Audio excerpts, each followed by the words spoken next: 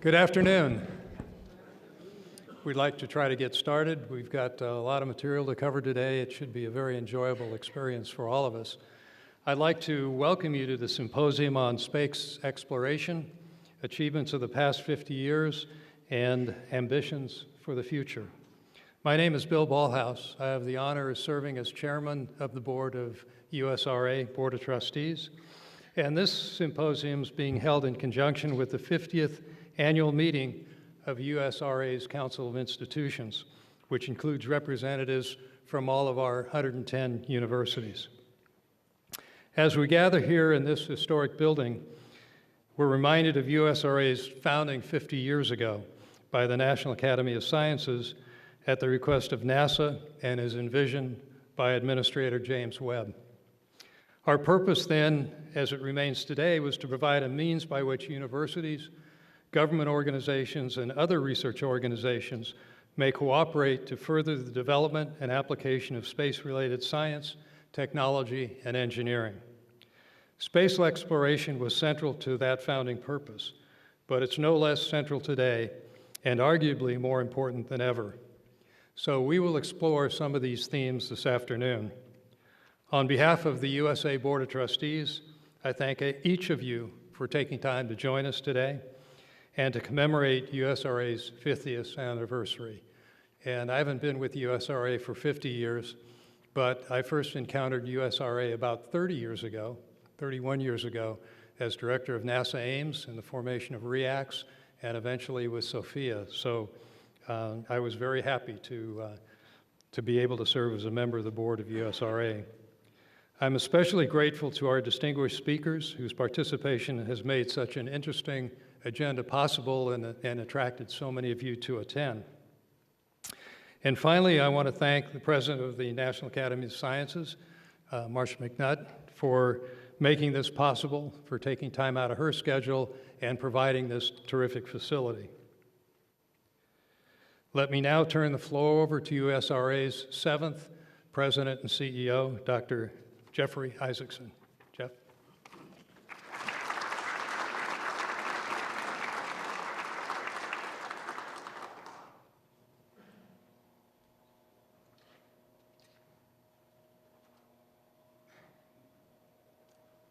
Good afternoon, everybody. It's a great day. Thank you for being here.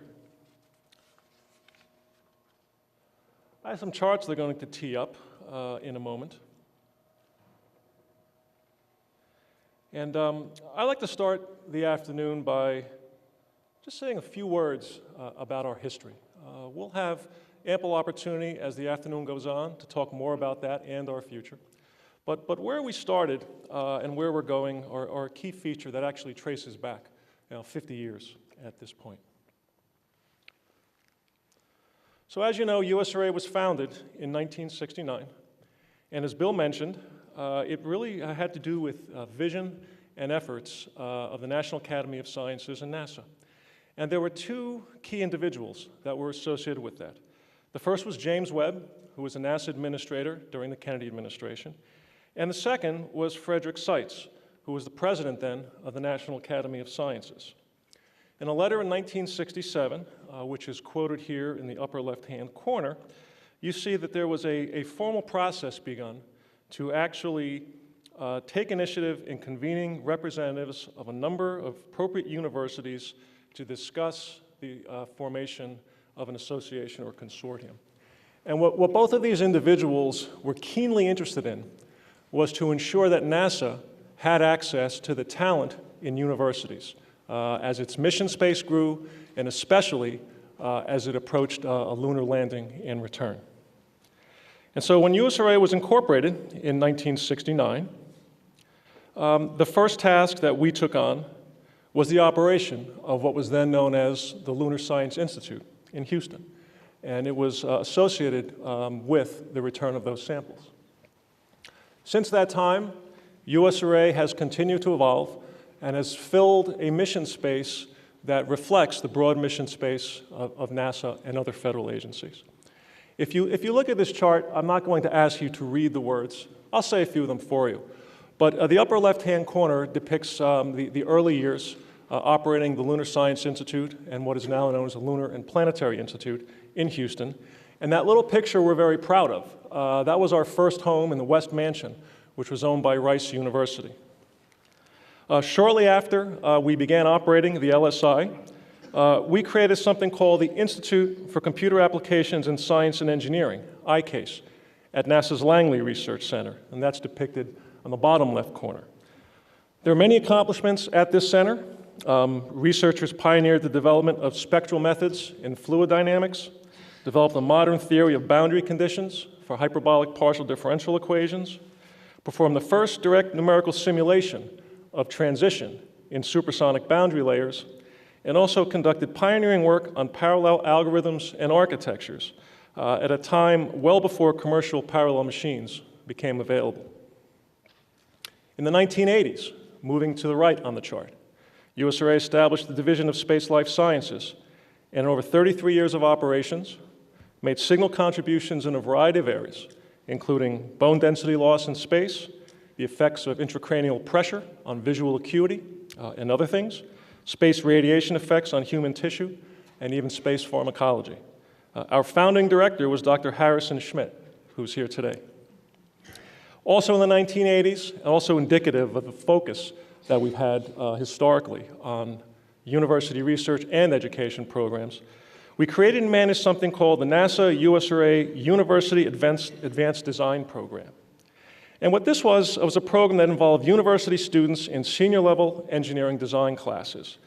The idea was that the students selected a design problem of interest to NASA's advanced missions. Prior to the design work at a university, a teaching assistant for the design class spent 10 weeks at a NASA center as an intern. Technical staff from the centers interacted with students during their design effort, which was then conducted during the academic year. We operated this program for 10 years. We touched over 12,000 students, 152 professors, representing 55 different universities. In the 90s, USRA managed the development of the Stratospheric Observatory for Infrared Astronomy, SOFIA, and today, of course, we continue to manage science mission operations. We also supported microgravity research beginning in the 90s at NASA's Glenn Research Center. In the 2000s, we began to manage intern programs for NASA, and what started small today has grown to a program that encompasses some 2,000 students per year, working with NASA, Department of Defense, Department of Energy. Our most recent program, on the upper right-hand corner, is NASA Academic Mission Services. This supports Ames Research Center in such areas as aeronautics, aeroflight dynamics, airborne earth science, and quantum information sciences. These are just some examples. Now, when we started, our original university membership totaled 48. And as you might expect, that has actually grown as we have grown. Today, the number is 111 because Florida Tech was admitted this morning at our annual Council of Institutions meeting. And you can see how this growth has been not only in the United States, but also overseas. Of the 111 member universities today, 13 are non-US members spanning 8 countries, and of the remaining 98, the US members span some 40 states. So, let me thank all of you. That's what I want. Let me thank all of you who've contributed to this history or interacted with us along the way. Our past is distinguished, we're very proud of it, and our future is bright. We're looking forward to it. We as an organization remain committed to advancing the space and aeronautics-related sciences through our research, technology development, and education programs. I'd like now to introduce our first speaker. Dr. Marcia McNutt is the 22nd President of the National Academy of Sciences and is a geophysicist by training. She has served previously as editor-in-chief of science journals. She was also the director of the U.S. Geological Survey during a time in which USGS responded to a number of major disasters, including the Deepwater Horizon's oil spill. For her service then, Dr. McNutt was awarded the U.S. Coast Guard's Meritorious Service Medal. She's a fellow of numerous societies and organizations, including the American Geophysical Union, the Geological Society of America, the American Association for the Advancement of Science, and the International Association of Geodesy. She's also a member of the American Philosophical Society, the American Academy of Arts and Sciences, and a foreign member of the Royal Society in the United Kingdom and the Russian Academy of Sciences. Please join me in welcoming Dr. Marcia McNutt.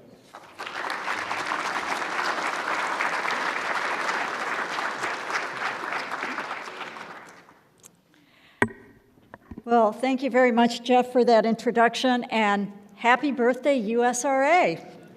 I'm really pleased to be able to give some opening remarks today on this auspicious occasion. So what I'd like to do today is tell you a little bit about the coupled history of the Academy and USRA and how together we have prospered over the years and promoted space science and research. So first of all, a little bit about the National Academy of Sciences.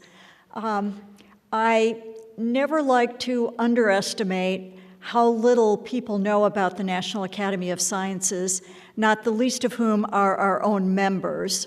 So let me begin by saying that the National Academy of Sciences is actually 156 years old now, so we actually predate USRA.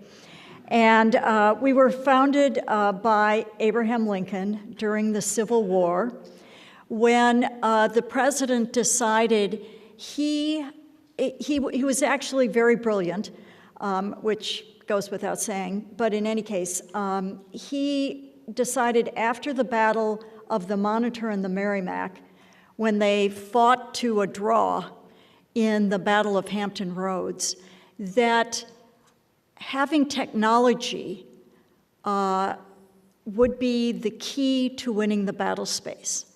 And he wanted to have the scientists on his side. So as Congress was going into recess at midnight, he got a bill through Congress to establish the National Academy of Sciences as advisors to the nation. And the National Academy would be non-governmental, it would be self-perpetuating, but the purpose of the National Academy would be to provide advice to the nation whenever the government asked for it. And so over the next 156 years, the mission has been to provide nonpartisan, objective advice for decision makers on any pressing issue. And we do that by pulling together smart people like all of you here whenever your wisdom, experience, and advice can be useful to solve thorny problems. Now, the National Academies founded the Space Science Board in 1958, and that was at the request of the Executive Committee of the U.S. National Committee for the International Geophysical Year, the IGY. So the Academy actually got in on the space race at an early time, and the board's mission was to survey the scientific aspects of human exploration of space and to provide advice to NASA, to the DoD, and to NSF on multiple issues that have to do with the space race, on interplanetary probes, space stations, potential problems from manned spaceflight, exploration of the planets, and other space matters. Now, I have to give an apology right now because I'm going to show a lot of pictures from the early days of the Academy and its interaction with space that are going to show a lot of men in suits. And for all the women in the audience, I'm sorry, that's just the way it was. and it's not the way it is now, okay? So we've come a long way. Another just piece of history is, for those of you who do not know what's up there in the upper right-hand corner, that is a postage stamp. And people used to actually pay to send mail. In the International Geophysical Year, it cost 3 cents. Now, of course, it's free on the internet, but you can actually still send it the way they did back during the IGY, except instead of being 3 cents, it's now like 50 cents or something. But these stamps were also used to commemorate important things in American history, such as the IGY, and people actually collect these stamps, and they're probably worth a lot more than 3 cents now, just to collectors. Now, one of the first entries of the U.S. into the space race was in January 31st of 1958, when a U.S. Army Jupiter C rocket launched Explorer 1. And here we have the Explorer 1 model being held by William Pickering, James Van Allen, and Wernher von Braun. And they're here in this actual building at a late-night news conference announcing the launch. And it made sense that this was held at the National Academy of Sciences because if you look at the timeline for this launch, there was an October meeting in 1954 in Rome when the U.S. National Committee for the IGY, that was working under the sponsorship of the NAS, came up with the idea for it. So in 54, the idea for this satellite came up. In 55, Eisenhower announced that the U.S. was going to put this satellite into space. And by 58, it was in space. So that is an amazingly short timeline, given that we had not launched something before. And of course, all of this had been triggered by the launch of Sputnik 1.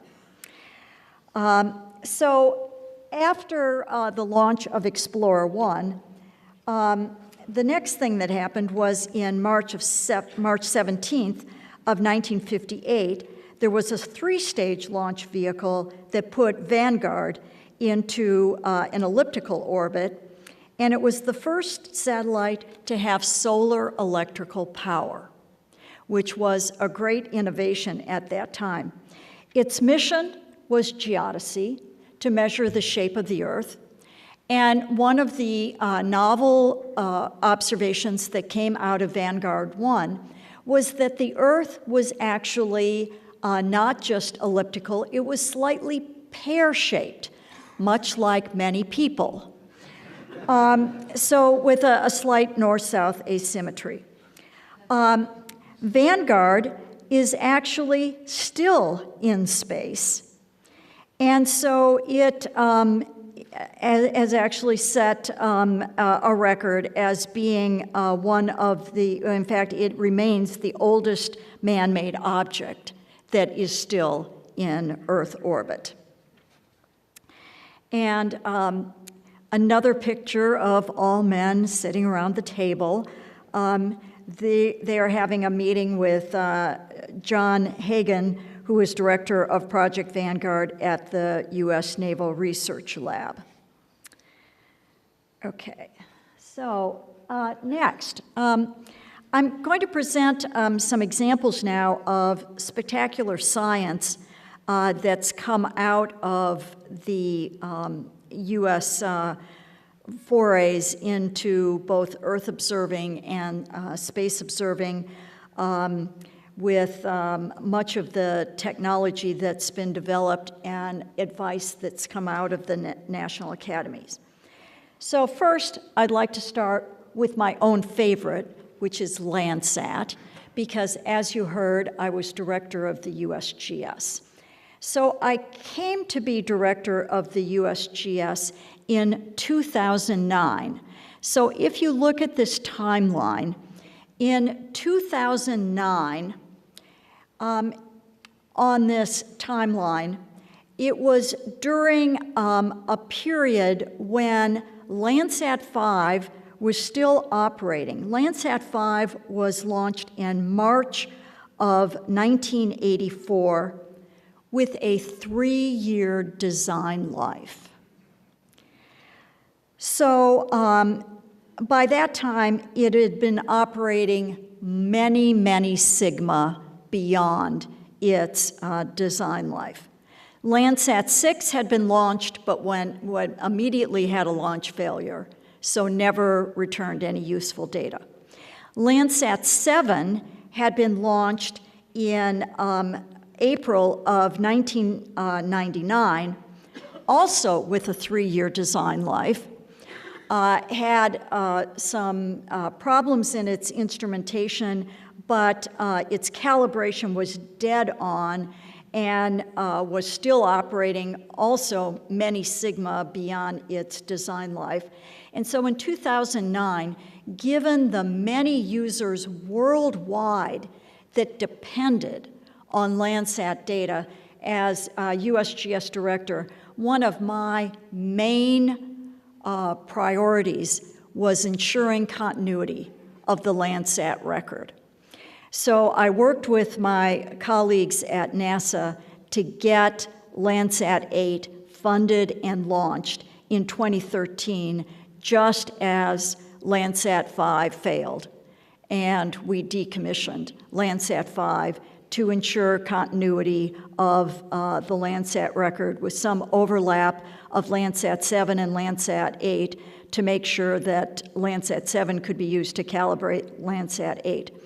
And now I understand there is even talk at NASA of refueling Landsat 7 in space because it's otherwise operating with useful data coming back, and the only thing that's limiting it is the benzene that's needed to do small orbital corrections. And so they're thinking of doing a refueling in space, which would be a first. So the Academy has also built a reputation for providing advice. The main for our space program, with the main vehicle being the decadal surveys that have come out of the Space Science Board. These provide community-led assessments of the state of knowledge. They prioritize questions for the next decade, and they offer recommendations for programmatic directions and priorities for investment in research and facilities. The 1990 Decadal Survey recommended a program in adaptive optics, which proved to be quite pivotal because ground-based telescopes were getting larger, and astronomers found themselves in a predicament because Earth's atmosphere was distorting incoming light from celestial objects, which made resolving them very difficult. And the use of adaptive optics promised the possibility of countering the distorting effects of the atmosphere. Adaptive optics were already being used in the defense community from use in missile defense applications. So today, adaptive optics are integrated into many large telescope observatories and has allowed resolution of many objects in the heavens. But in addition, the spillover into other aspects of research has been truly monumental. Researchers can now image neuronal structures inside a live mouse's brain with 5 times better signal than without the adaptive optics.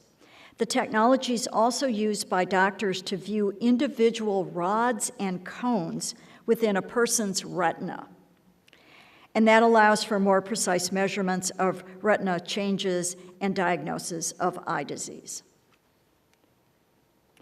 So here's really kind of a fun picture, unless you happen to be in the flooded area, that shows a normal picture of this area around Des Moines, Iowa, and the picture of what it looks like when it's flooded. And the light blue areas are ice on this river system, and the dark blue areas are open water. And you can see the impact of the ice damming up the river and causing the flooding, where the ice doesn't allow the water to drain downstream, and actually in several areas of this river system has created these natural dams that caused the flooding, the spring flooding. These observations can really be helpful in understanding what areas are subject to hazards and why. Another area where Earth observing has been exceptionally useful is in understanding global warming. When global warming first entered the vernacular, there were lots of discussions about the causes of global warming. Geologists knew from the rock record that there were external forces caused by small orbital variations in insolation, and there also, through Earth history, had been internal forcing of climate due to volcanic eruptions, changes in configuration of the tectonic plates, which change ocean circulation, et cetera, and changes in configuration of mountain ranges, et cetera. But the real question was, what would be the human contribution to it? Well, the Academy was asked to investigate that, and in 1966, the Academy put out a report where the experts stated, "We're now just beginning to realize that the atmosphere is not a dump of unlimited capacity," in reference to CO2, "but we do not yet know what the atmosphere's capacity is." And now we're beginning to see that.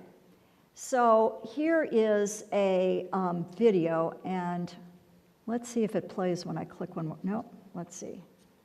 I'm not sure how to get this to, oh, there we go, thank you. All right, so this is a video that's going to show changes in the minimum sea ice before it starts to expand again in the winter. And the red line shows the minimum over time.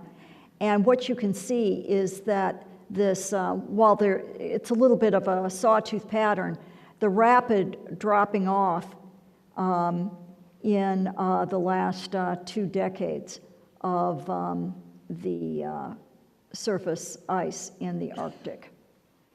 And that is thanks to satellite observations. There's also, in addition to the decrease in the Arctic, the overall reduction in sea ice has been monitored for several decades. In the Antarctic, there's been a slight increase in the amount of ice, which we also understand, because Antarctica is basically a desert. There's very little precipitation that happens in Antarctica. But as the ocean around it warms, that increases the amount of precipitation. And as more precipitation falls, then more snow and ice are created. But still, the overall net effect globally is a decrease in ice. So here are just some recent reports that have come out of the Space Science Board. They represent community-led assessments of the state of knowledge in fields. They provide recommendations for explicit priorities for investments in research and facilities, including prioritization of missions. They provide a forum for addressing advanced technologies, infrastructure. They make recommendations for interagency coordination when it makes sense, also for education and for international cooperation, which is increasingly important at a time of limited budgets. This whole area continues to have strong support for Congress, and we work well with Congress to make sure that it's all guided by the best science and guided by input from the scientific community, as opposed to being guided by considerations that are not evidence-based.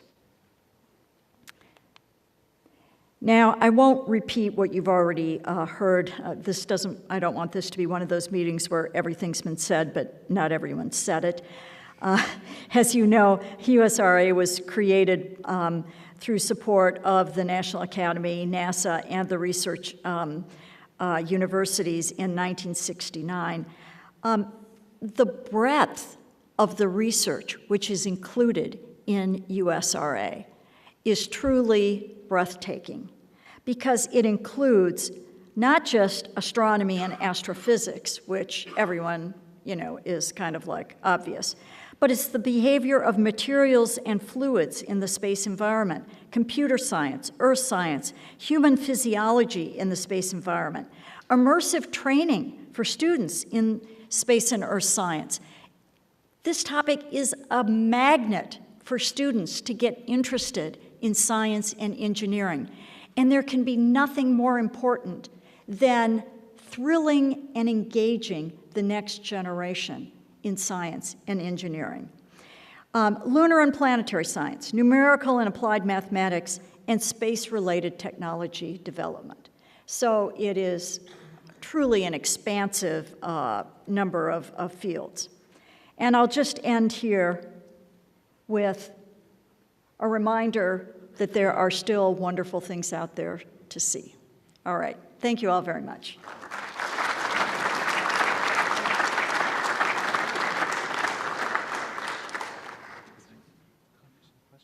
Oh, sure.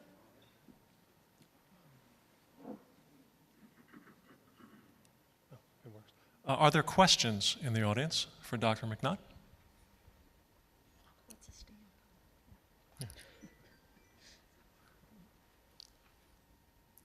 Do we have any questions online?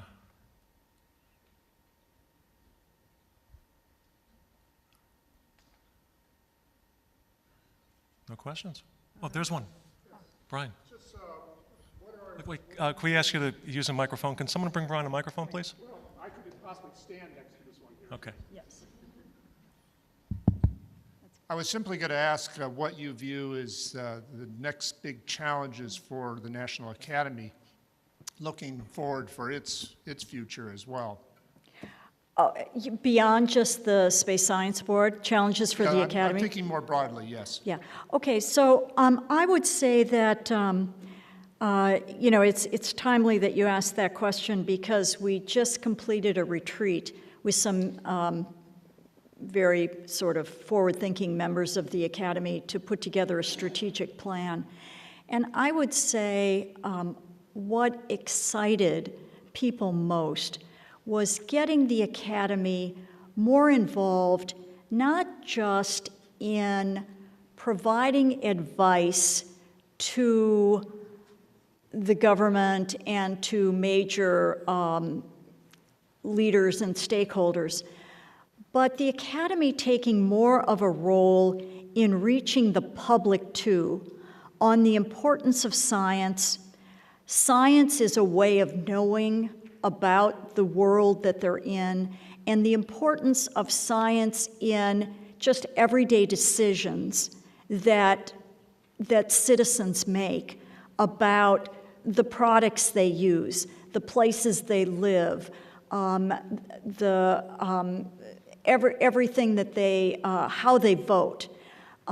We believe that really the Academy cannot shy away from the importance of helping society understand that science is fundamental to the way we think about how we should live our lives, and that science is one of the few human endeavors that has allowed more people to get ahead without some people getting behind. And if we don't use science responsibly, then we're not actually taking full advantage of our investment in it. So thank you for that. Thank you so much.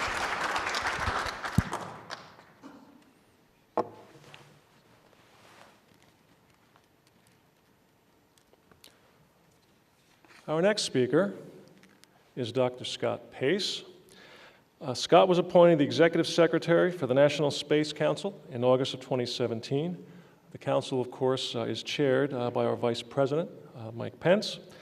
Dr. Pace was formerly the Director of the Space Policy Institute and a Professor of the Practice of International Affairs at George Washington University's Elliott School of International Affairs.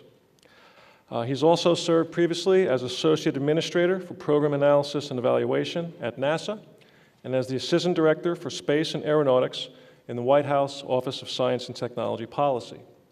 Dr. Pace has also worked for the RAND Corporation and the Department of Commerce. He's a former member of the USRA Board of Trustees, a former trustee of the Summer Science Program Incorporated, a member of the International Academy of Astronautics, and an associate fellow of the American Institute of Aeronautics and Astronautics. Please join me in welcoming Dr. Scott Pace.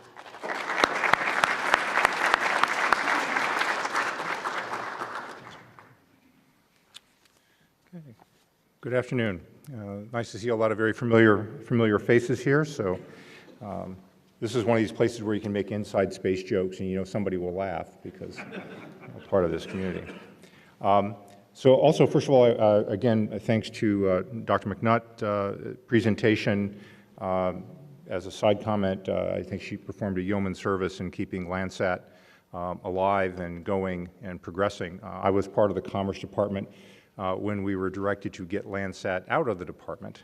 And it went on a long journey since then, and it was quite a torturous one. Of course, very disappointed with the launch loss. But then the efforts of the U.S. Geological Survey to keep continuity of data of Landsat, is something that it is a gift for years to come.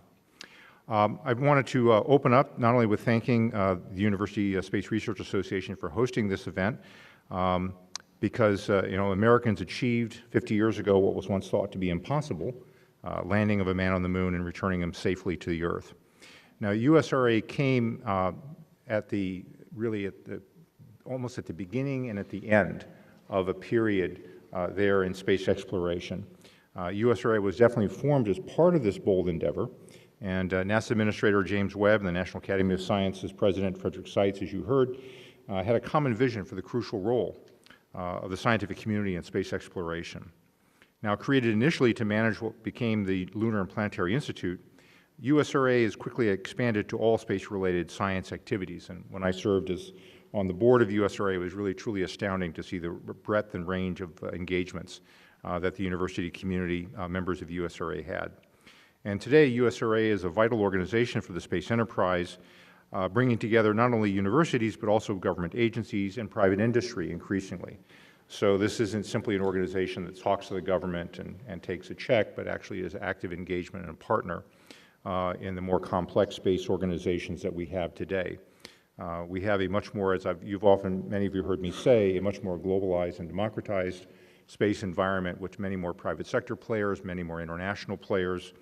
And so the flexibility and adaptability that USRA has, I think, has played a vital role in that expansion, and I think will continue to do so. Now, if you fast forward 50 years, the America of 2019 is certainly very different from the America of 1972, and not just in terms of who's in the photographs. The last time humans ventured beyond the close confines of low Earth orbit in 1972, is really, really far away institutionally. It's really almost a couple of generations.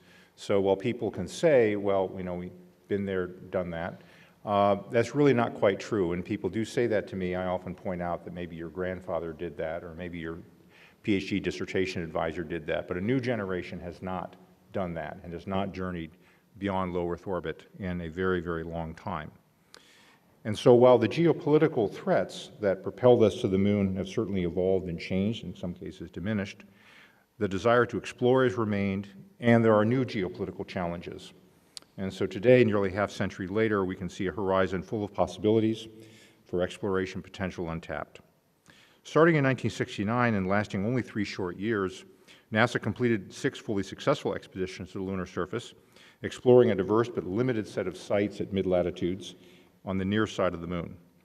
But at the time of that first landing, the Apollo program really was already ending. As the last 2 of nearly a dozen newly minted moonwalkers splashed down in the Atlantic, NASA turned its attention to low Earth orbit, leaving unused Saturn V rockets to slowly rust. I'm really glad they put covers over them now, because that was really a sad sight.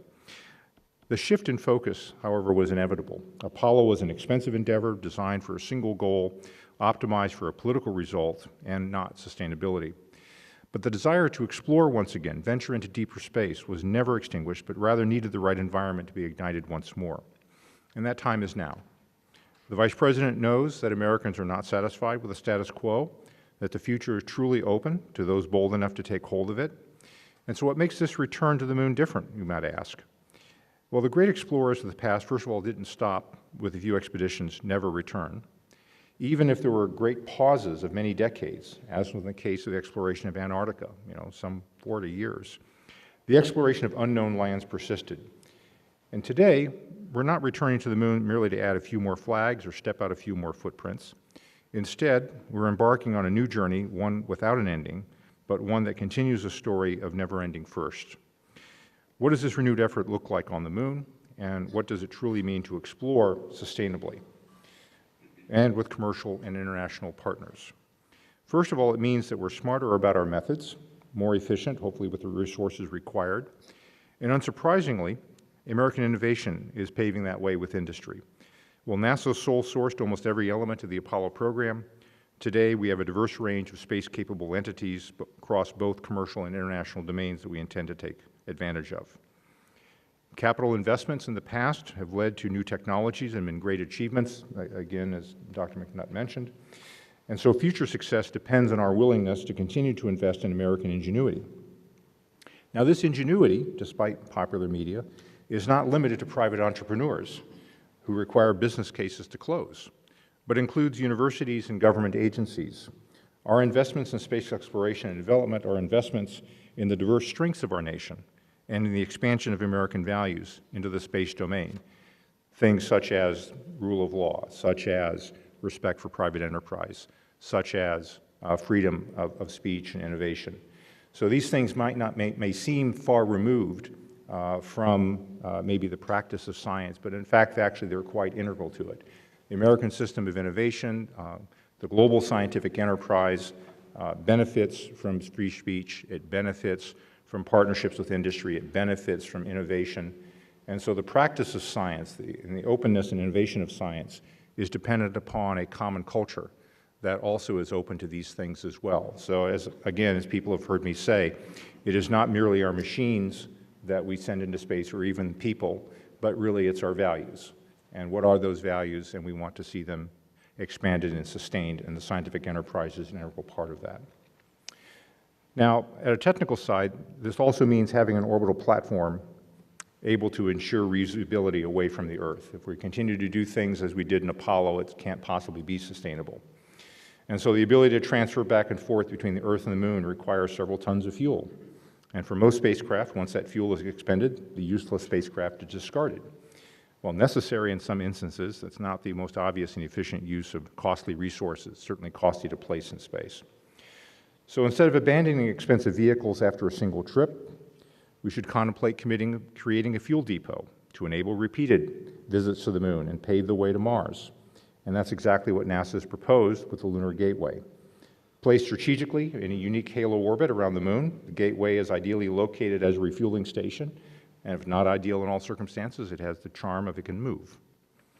While physically much closer to the moon than the Earth, it's readily accessible to existing Earth-based commercial and international launch vehicles. And with the Gateway, lunar landers can now be multi-use systems rather than future space junk. And initially, the Gateway is going to be very small, but it may grow as traffic between the Earth and the moon increases. Third, it means establishing a near-term sustainable goal, one that naturally extends once Americans return to the surface. And part of this means we need a lunar field station to conduct exploration of the lunar surface and enable multiple sites from that station. We, of course, think that the location for that field station should be the lunar South Pole. We've explored desolate locales before, extending exploration activities beyond a strategic base of operations. And an analog, not perfect in some ways, but certainly an apt one, is the McMurdo Station on the Ross Island in Antarctica. Operated by the National Science Foundation, McMurdo has now more than 1,000 residents every summer, and with a permanent presence at McMurdo, the Antarctic continent is now widely accessible for a multitude of research activities and exploration expeditions. The lunar poles have the potential to provide a similar function for lunar exploration due to their unique characteristics, and due to the slow rotation of the moon. Again, as many of you know, the near and far sides experience 14 days of constant sunlight, 14 days of constant darkness, and a continuous 28-day cycle. As a result, the surface temperature can range dramatically from very hot to very cold, and solar power systems are often very challenged over that cycle. Now, however, the higher elevation locations around the poles are exceptions to that cycle with access to near continuous sunlight, enabling solar-based power systems. In addition, the combination of a near constant sun at low incidence angle results in less extreme thermal variations.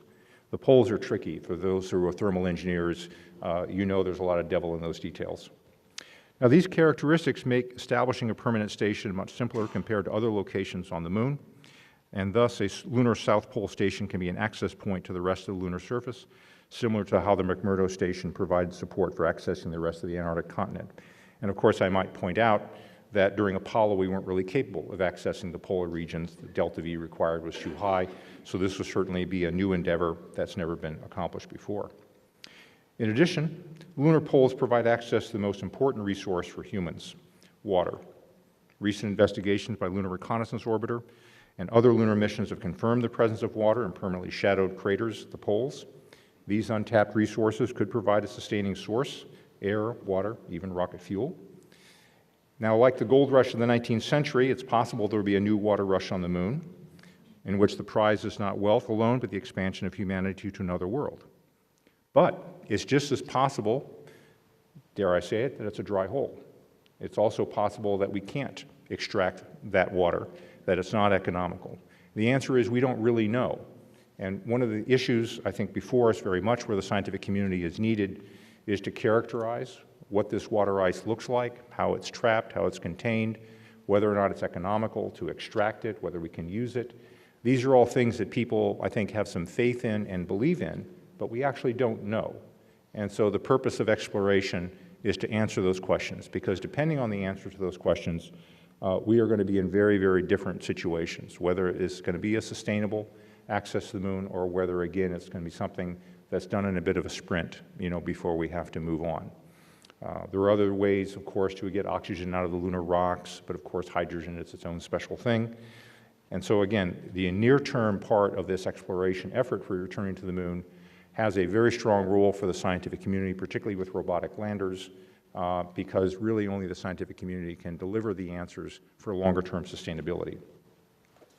And finally, I'd be amiss if I didn't point out that the South Pole region itself is of scientific interest. And we expect that astronauts will be able to make traverses from the South Pole Station, learn about the first critical billion years of solar system history, a key period after which the Earth formed, lost on Earth, of course, but readily accessible on the moon. Now, planetary field geology is, of course, crucial, but it's not the only reason to send astronauts to the moon. And we expect the Lunar Field Station will enable fundamental advances in other important fields, ranging from astronomy to material science, as defined by numerous community assessments over the past 2 decades, including a National Academy workshop in 2007, 2016 League Lunar Exploration Roadmap. Now, of course, I recognize no scientist wants to depend on the manned space program to go there. But science is going to be an integral part of whatever we do in explorations. And so we want that science to be guided, of course, by the best assessments of the community and those priorities. We're going to be going for lots of reasons, of which science is but one. But on the other hand, we want to make sure that what science we do there is in fact driven by the community assessments, and their priorities are the most interesting things to find. So with these facts in mind, what are the basic infrastructure building blocks required for a lunar surface field station? Okay, so we quickly get into engineering. Polar field station requires habitation, power, mobility, resource extraction. One example to how to build a planetary field station, again, comes from current NASA plans for future lunar human missions to Mars. And while multiple strategies have been analyzed in the past and will likely be analyzed in the future, the current thinking, again, follows the McMurdo example, a central field station from which broader explorations can be conducted. In Mars surface plans, a multi-module base of habitable elements forms the backbone of the station. The key systems included on the surface include fission nuclear power, pressurized rovers, mining equipment, and a few habitation modules. The same systems, functionally, are required for the lunar surface, but can be deployed only a few days from Earth rather than months and years. A carefully chosen South Pole site can be powered by solar arrays in the near term until nuclear-based power is available. Radioisotope thermoelectric generators and surface fission reactors are likely to be essential to successful mining operations in the permanently shadowed regions of the lunar water, for lunar water ice and for general exploration beyond the moon's polar regions. So nuclear power is not critical for getting back by 2024, but again, certainly critical for sustainability and reusability in the future. Now, beyond enabling human presence, nuclear power can also provide real benefits to scientific missions for use on the far side, conduct a variety of experiments, powering satellites in orbit, and certainly, as some of the people remember from past missions, dare I mention Jupiter Icy Moons Orbiter. Somebody mentioned, yes, so that's one of those inside jokes. But certainly the attractions of very, very large amounts of available power has been known to the scientific community for a long time. And it probably wouldn't be justified to build that capability for any one science mission, but a generalized capability that can then be exploited, I think would certainly be advantageous. Now, we have a strategy of speed leading towards sustainability, and people ask, why that speed? Well, the purpose for that speed, and part of the reason why the Vice President made that announcement, was to provide focus and priority. It's very, very tempting if you have a far distant goal to analyze lots and lots of different options and put off making tough decisions and tough priorities. There's a clarifying nature to having a near-term stressing goal where you think about what's in fact really important.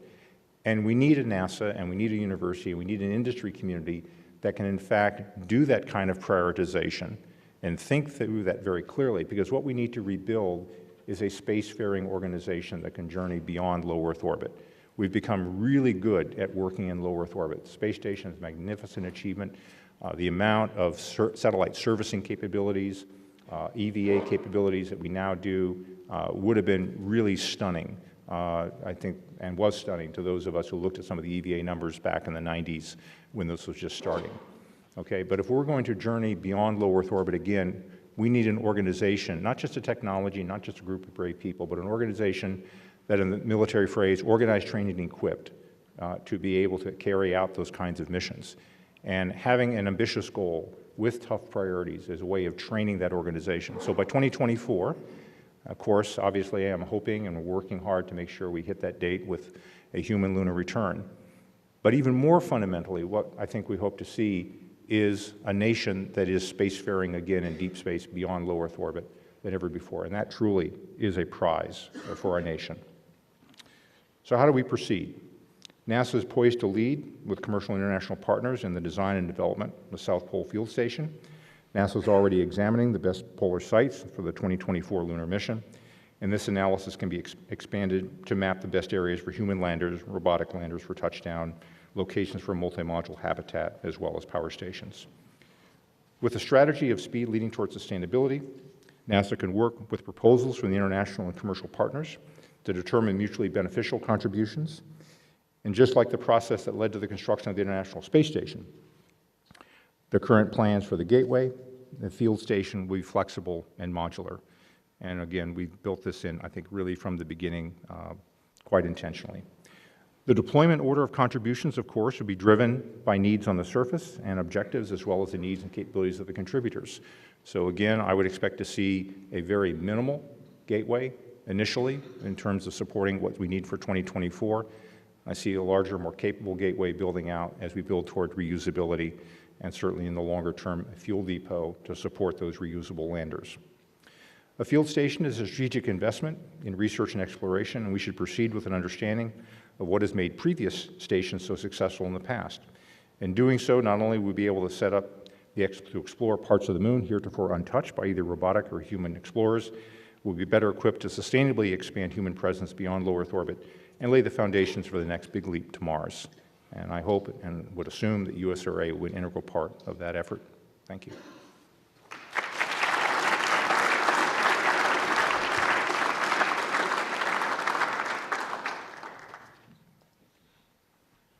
Questions from the audience? Oh, come on, you're not that shy.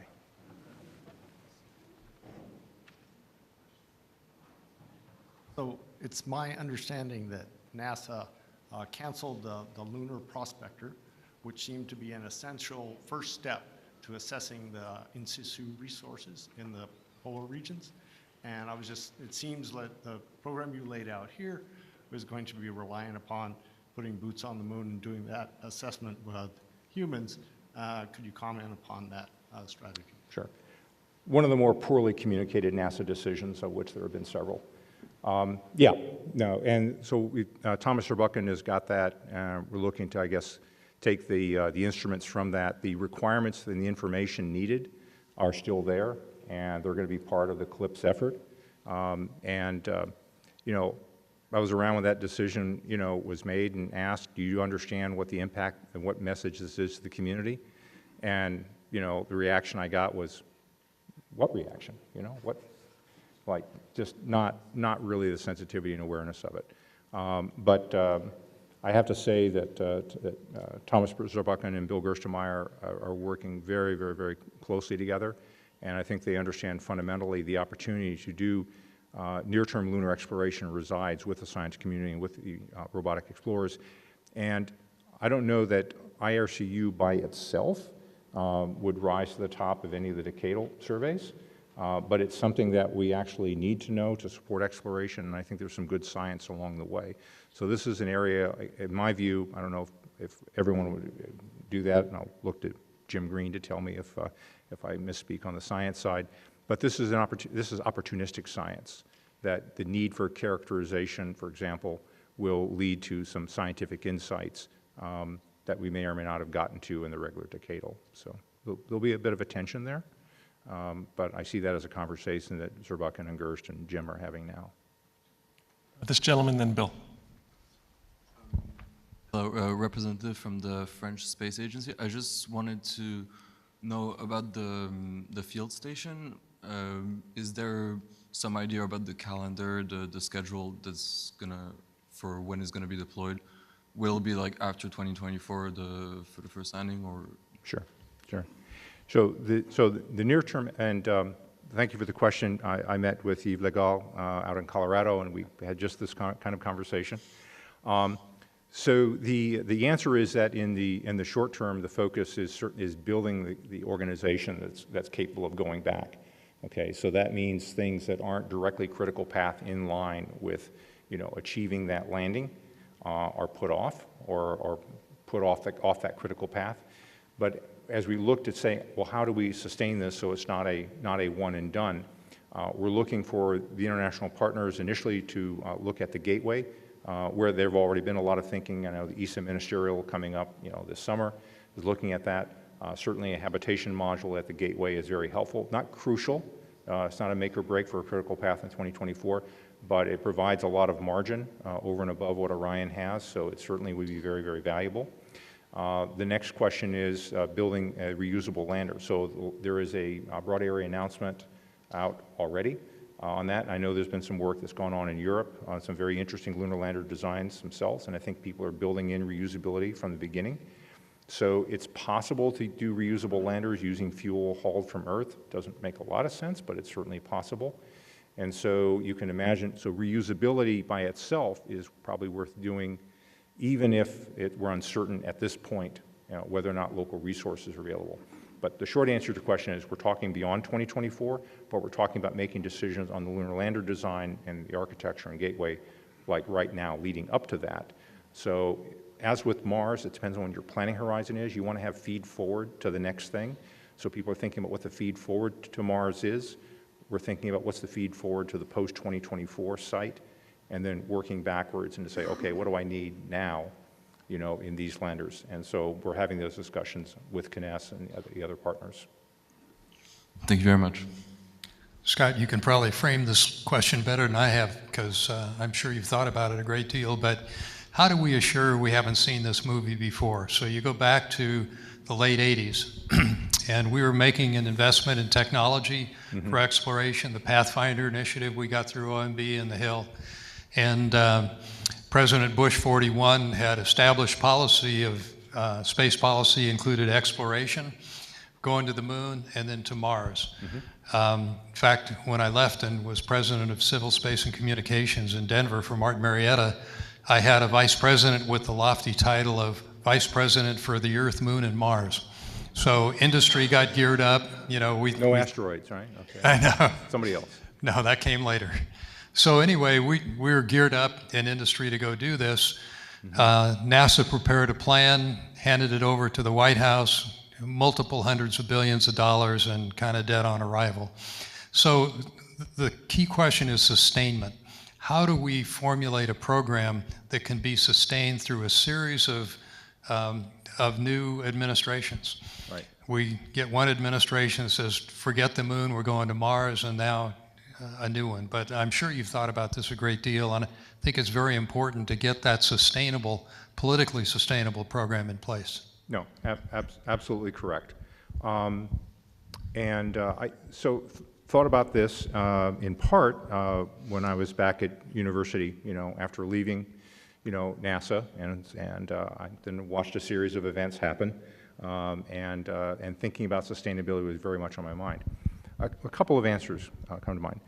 The first is one should not tie some of these efforts to any sort of individual personality or party or institution, things like that.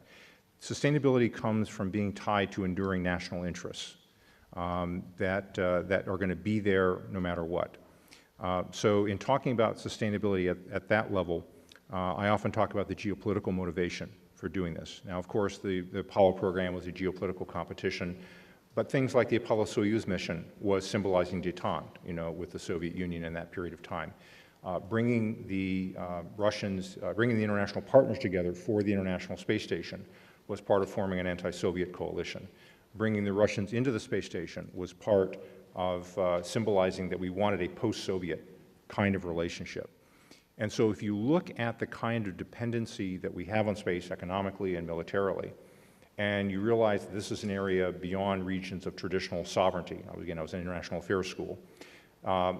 In that sort of shared space where no one has sovereignty, you have to get other people to align with you and want to be part of working with you voluntarily. You can't coerce it. And so to have a sustainable program aligned with national interests such that people want to work with you, want to be part of the team, you take advantage of this globalized, democratized environment of commercial and international partners to try to have something more sustainable, which is different than we had in the 1960s. The 1960s was, look how cool I am, I can do something no one else can do. After that, it was like, okay, I'm doing cool things, but really only government can do it.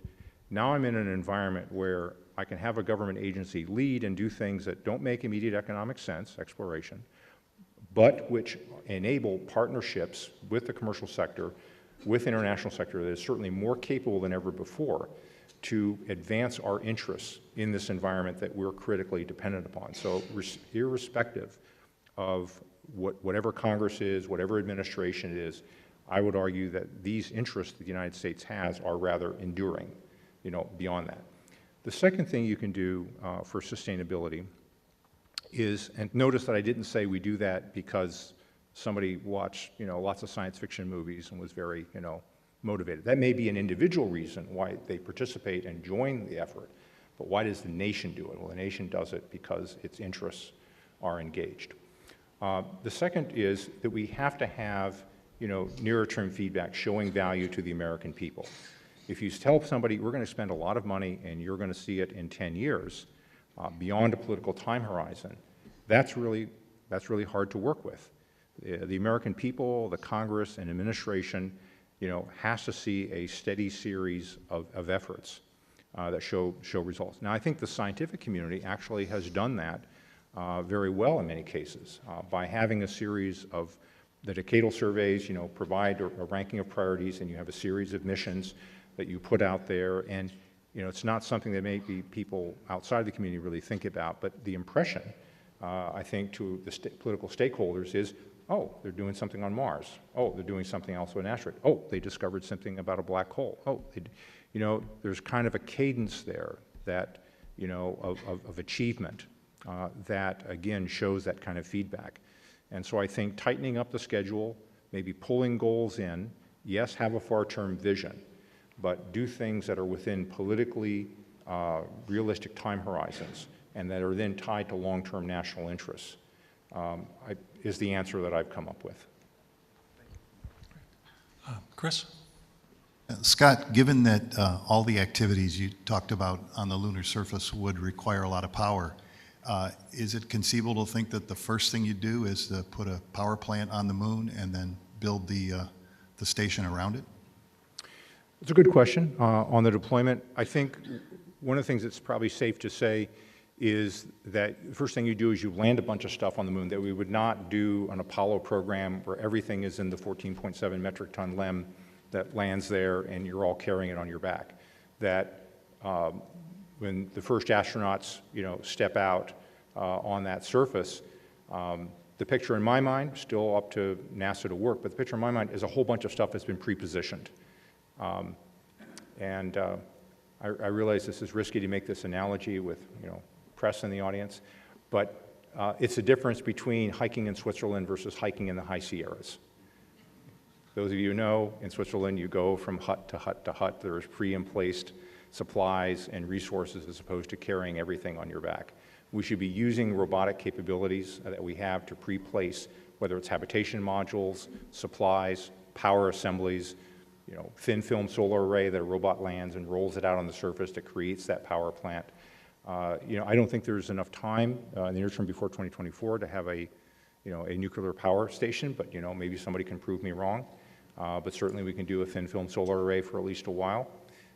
Certainly we're seeing improvements in battery technology. But the basic idea of emplacement of supplies first before humans get there, I think that's certainly valid. Thank you.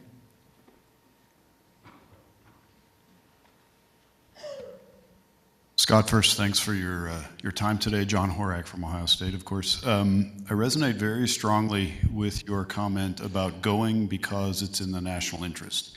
And history has shown that space is a place where we can cooperate to promote our own national interest. You mentioned the conversation about the Russians and the Soviets through Apollo-Soyuz. So you can answer this however you might like. There are spacefaring nations in the world with whom we don't yet cooperate, but might also be able to bring some value.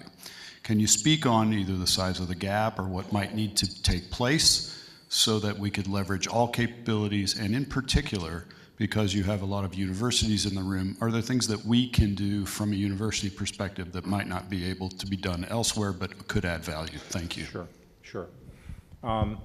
Okay, so I'll go for the elephant in the room. Okay, China, and the answer is that, again, I've given fairly continuously before I was in government and presumably after I'm out of government, is that space cooperation follows politics; it doesn't precede it. We decide what the political relationship can sustain and is there, and then we go do something. We're doing things with the Russians today, who are terrific partners in space, that given the political relationship we would not be doing with them if we had to start over de novo today, but hysteresis effects and space cooperation. So the problem is the relationship is not there with the Chinese to support human spaceflight cooperation. We can have exchanges about flight safety. In fact, we have a civil space dialogue with the Chinese. I would refer back to what we say in every summit meeting, which is cooperation that is transparent, reciprocal, and mutually beneficial. The area where I think we have the most opportunity for that with China, who have some great technical capabilities, probably is in the unmanned science areas. So cooperation on, say, the Chang'e missions, again, that Jim Green's been involved with.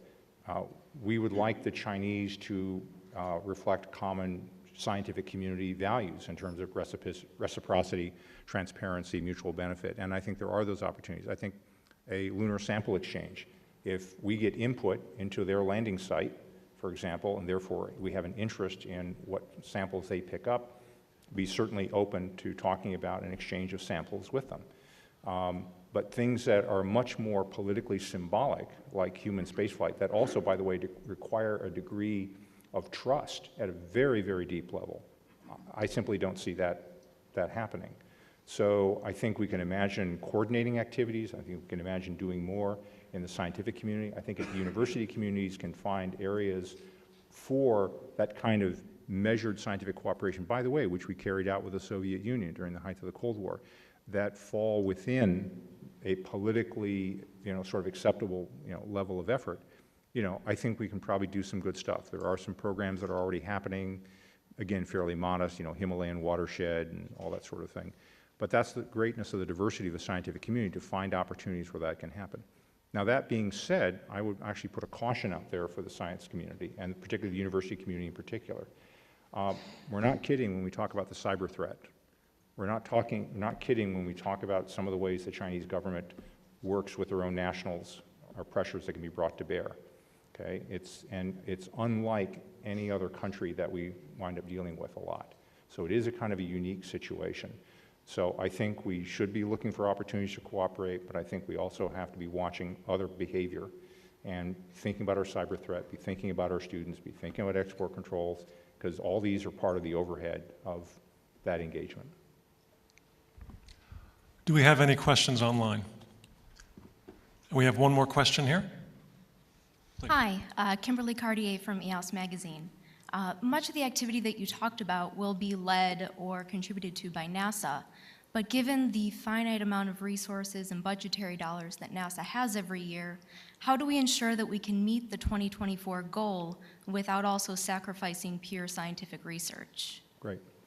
No, terrific question. And in fact, so first of all, one of the answers to that is that we need to be using the scientific community, using the industry as much as possible in order to get more bang for our buck. So we put less pressure on the NASA budget. So if we find more innovative ways, again, that's what the BAA about the lunar lander situation is about, so we do put less pressure. The other is I think there's very, very much an explicit recognition within NASA is that we have to do this with the scientific community, not to them. That this is something that has to be done with scientific communities involved in opportunities for lunar science, and at the same time, other programs such as Mars rover, James Webb, and others are going to be continuing. Now, each one of the lines of science, within NASA are subject to great pressures. We can talk about James Webb and WFIRST. We can talk about other things in the planetary science line, opportunities in the heliophysics line. Thomas Urbuchen and Jim Green deal with this all the time.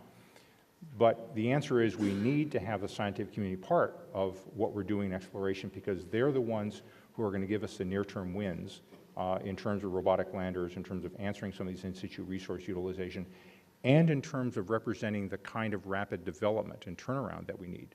The human spaceflight community, again, people have heard me on this before, is absolutely terrific at operations. It's absolutely terrific at R&D.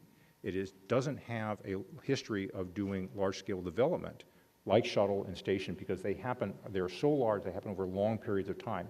The kind of relatively more rapid development efforts that occur in the scientific community is also a critical skill that needs to be developed across NASA and also into the human spaceflight community. So while it's not a guarantee, I would say the reasons that the scientific community will do well under exploration is because they're needed for exploration, both technically and organizationally. And frankly, they're also needed to have the broad base of support we need in the Congress, because the Congress is very supportive of the scientific community. And again, we have to do this, with them. And the way we hope to square the circle is with more commercial partnerships, with international partnerships, and to try to go as rapidly as we can in order to control those costs. Thank you. Please join me in thanking Dr. Pace.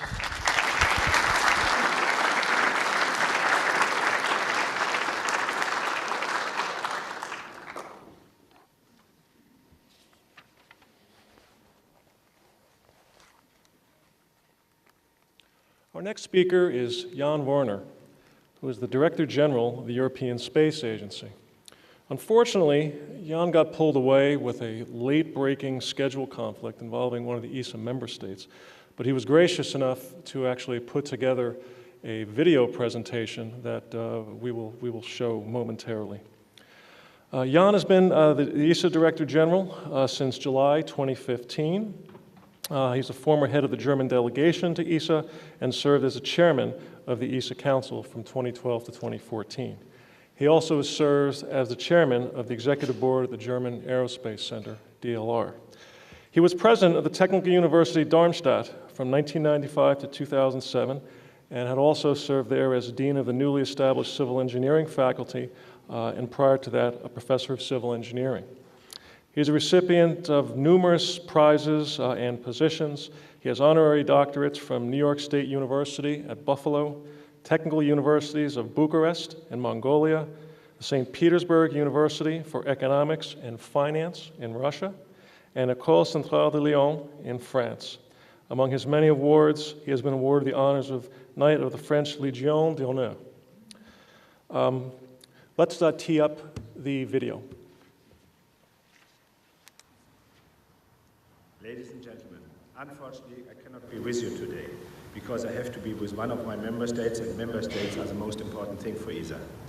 50th anniversary is something you have to celebrate. We are all celebrating, of course, 50th anniversary of the first man on the moon, but it's also very nice to celebrate 50 years of space research at universities. Instead of being with you, I have a recorded message for you, so thank you very much for accepting that.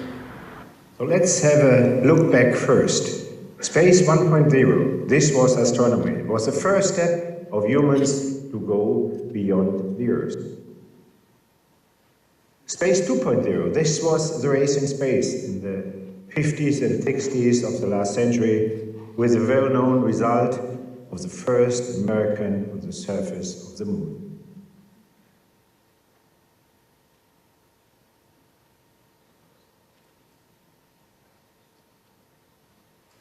At that time also, there were some experiments with animals.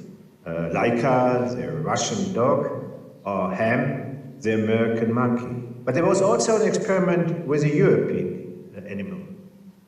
And this was Felicet. Felicet was also, through a launcher, brought into space. She was not orbiting the Earth, but just a suborbital flight. And it is a nice story because originally it was planned to have Felix, a male cat, in space. But unfortunately, on the day of the launch, Felix disappeared. So a strong female cat has to take his position. 1968, each and everyone remembers this picture if he lived already at that time. It's a very nice picture of the Earth looking from the moon. At that time, a few months before, another thing was orbiting the moon.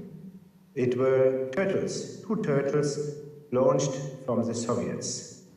So this was really the race in space. And Germany and Europe were looking just into videos to make something. So this was a movie from 1966. Interesting enough, the spacecraft was made, it was called Orion. And you see, it was an international staff.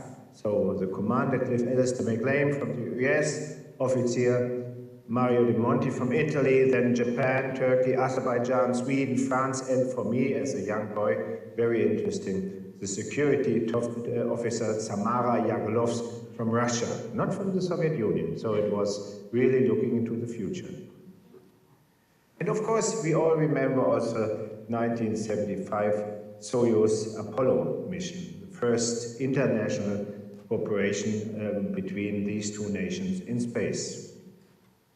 Another thing which happened in 1978 was a very clever way forward done by the Soviets, and that was the so-called Interkosmos program, where Russia invited member states of the overall cooperation in the eastern part to take part. So in this very special case, it was a German cosmonaut, East German cosmonaut, Sigmund Jähn, who could fly with the Russians into space.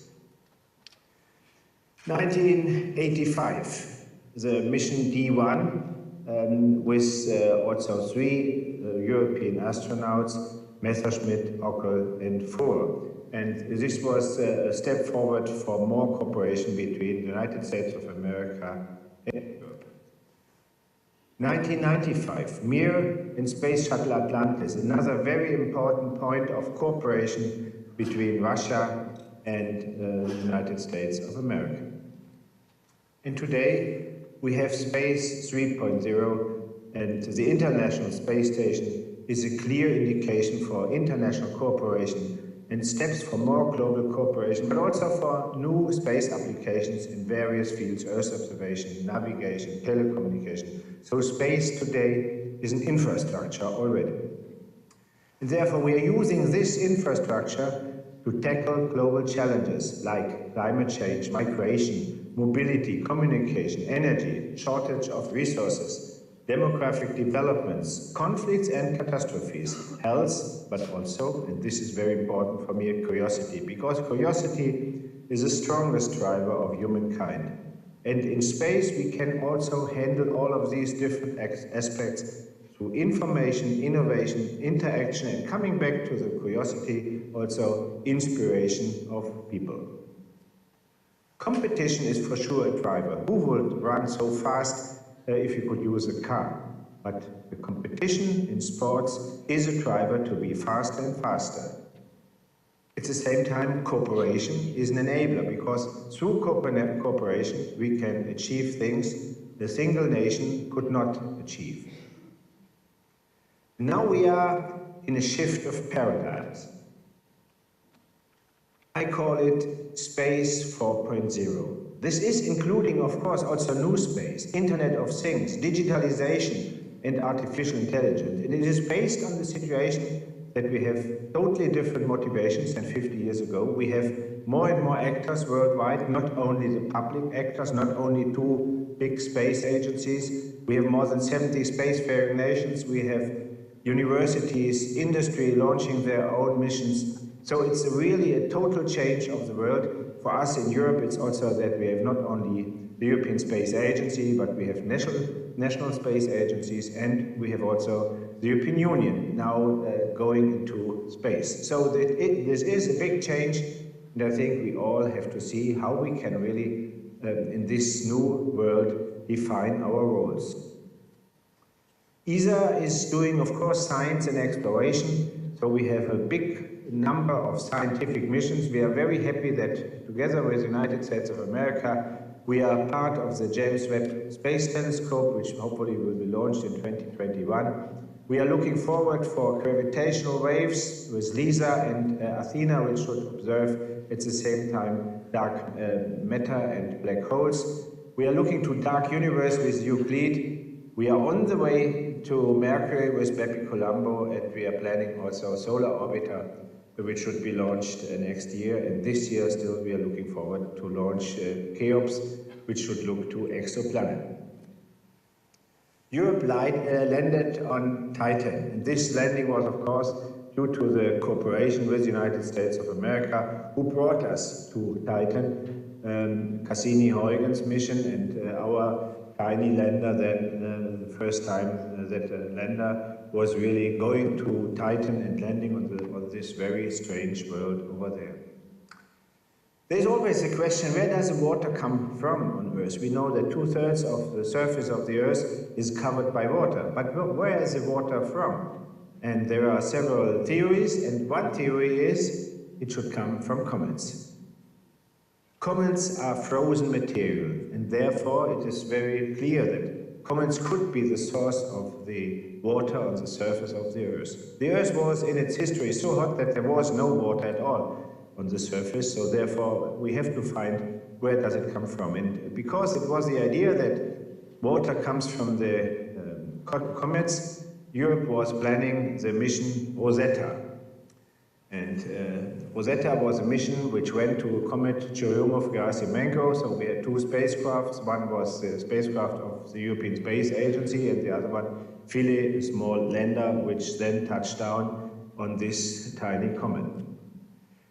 It was a very successful mission, and it was interesting because at the same time, while we are doing the research and while we found out that the water of this comet is not exactly the same as on Earth, because the distribution of heavy water and light water is not the same as on Earth. But at the same time, we were also developing something very special. And that was a camera on board of Rosetta, which should take images of the comet. Comets are very, very dark, really dark, like charcoal. So this camera was able to make differences between different shades of gray.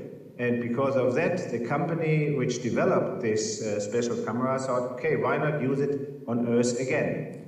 And there it is. It is now used for early forest fire detection because it overlooks forest, and if something gray comes out of the forest, the camera can immediately identify whether it's smoke or whether it's just water vapor.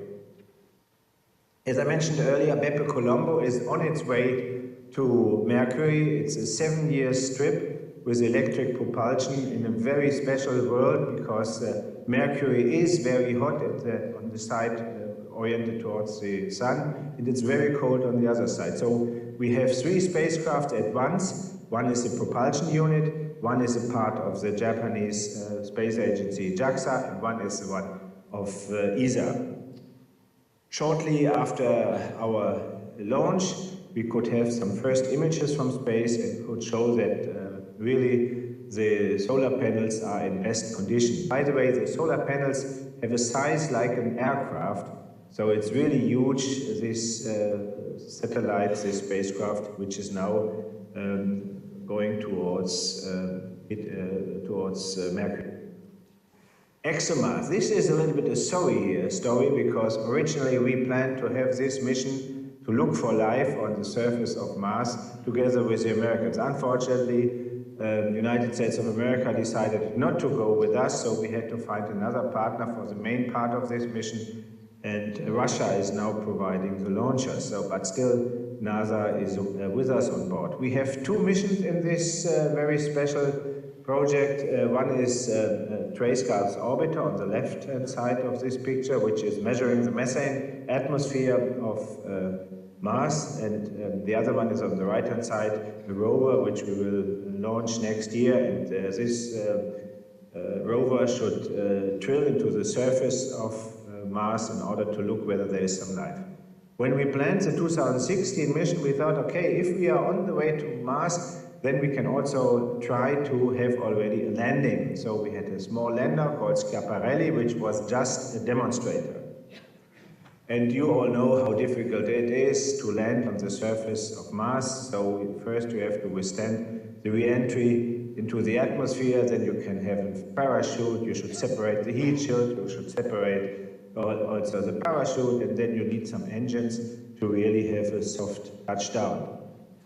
More or less everything went very well. However, 3.7 kilometers above the surface of Mars, the engines were stopped and we had a touchdown, but a rather hard touchdown. So it was not so nice for us.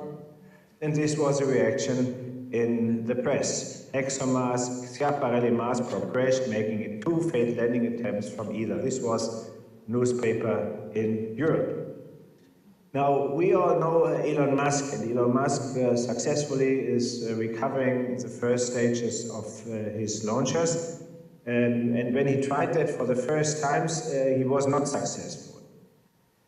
So you see here his third trial. He is trying to land on the surface of the small ship, and unfortunately, this was not a successful trial, as you can see in a second.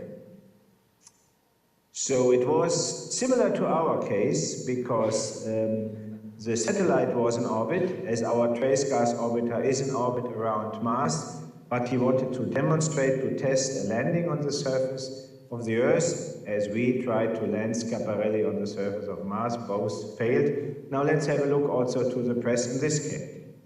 So the press in Europe said, SpaceX failed again with landing trial, launcher absolves crash landing. But here you see the difference to the United States of America, because over there it was said, SpaceX released deck camera footage of Falcon 9 almost landing. So it's a much better tone. And Elon Musk sent it full RUD, rapid unscheduled disassembly event, chip is fine, minor repairs, exciting day. Can you imagine what happened if I would say similar words after the crash of Schiaparelli? Full, rapid, unscheduled disassembly event, Mars is fine, no repairs, exciting day, I would be fired.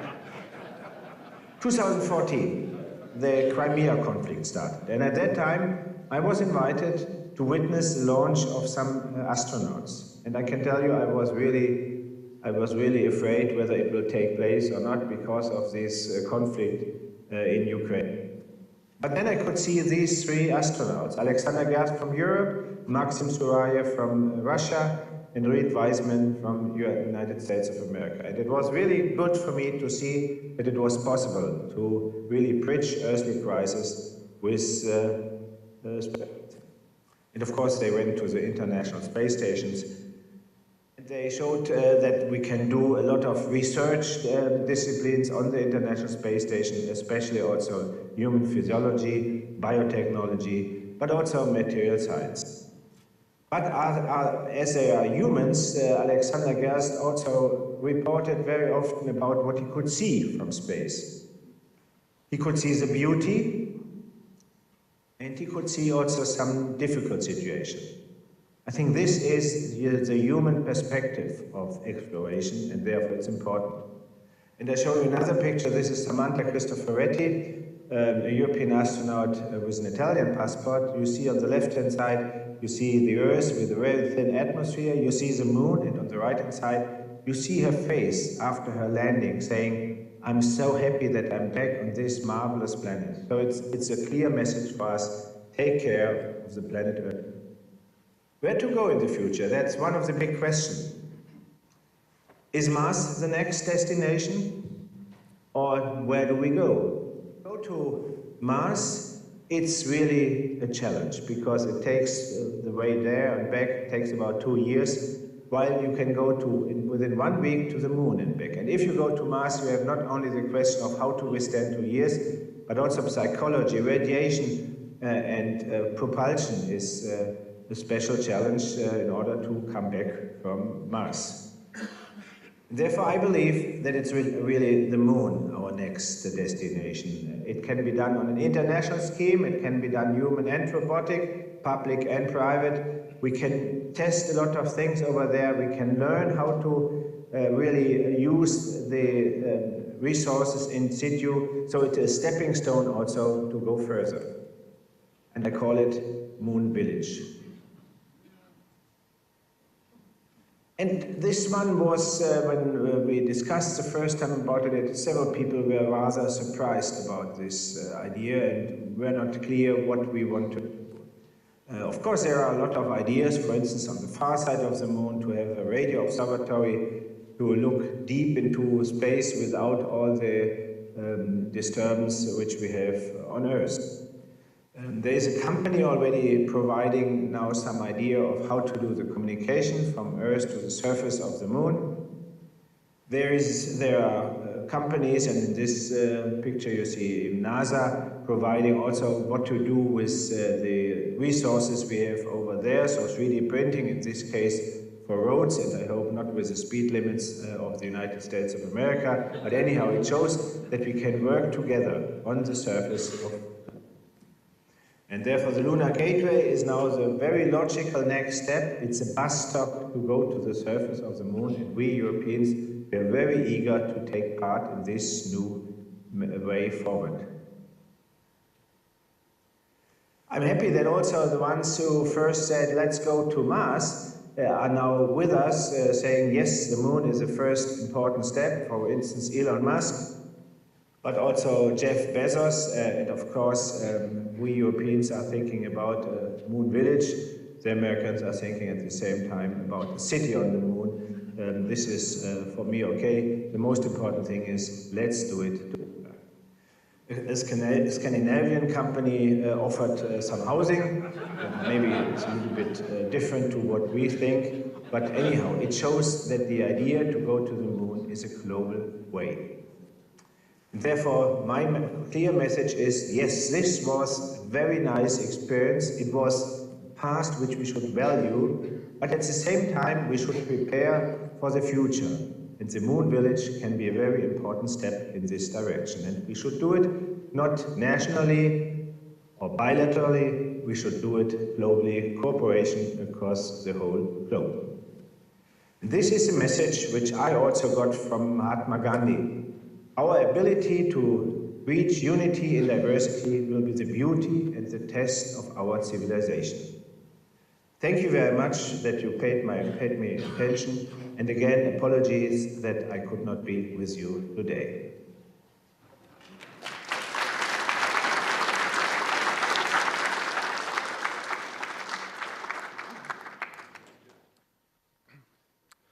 Well, I wish that I could report that Jan also recorded answers to your questions, but that was not possible. So we are scheduled for a coffee break, and we shall reconvene at 3:15 p.m. promptly. Thanks.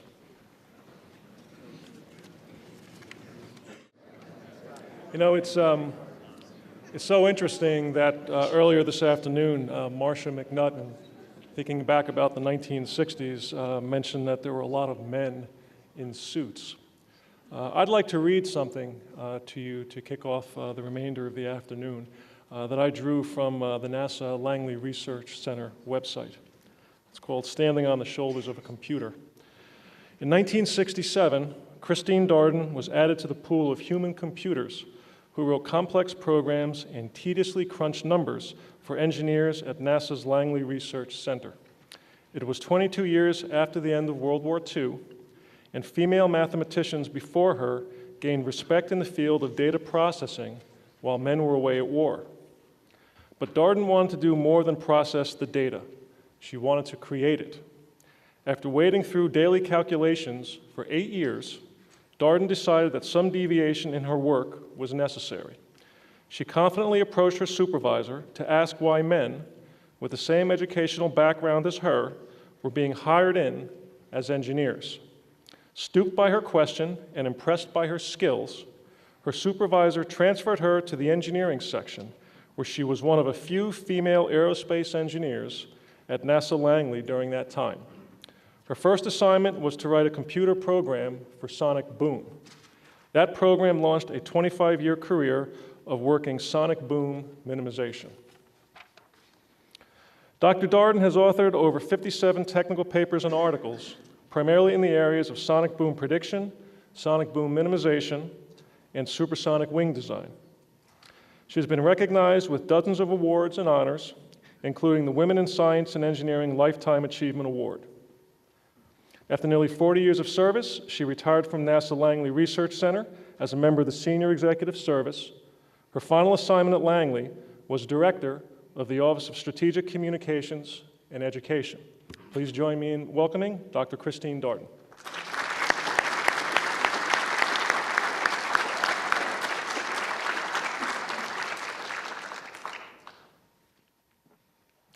Thank you and good afternoon. Dr. Isaacson, USRA staff, speakers, and honored guests. It's an honor and a pleasure to be here this afternoon to participate in this, the 50th anniversary symposium of USRA. For the last two and a half years, I've done a lot of speaking to students at high school, middle school, college level, pretty much all over the country, talking mainly about hidden figures. That was the genesis of that. And since I wasn't in the movie, I kind of had to talk about how I got to NASA. In fact, I was asked that question once. I was at a meeting in Charlotte, North Carolina, and I was going to lunch with this couple. And as we were going, I said, you know, I grew up in Monroe, which is about 20 miles from here.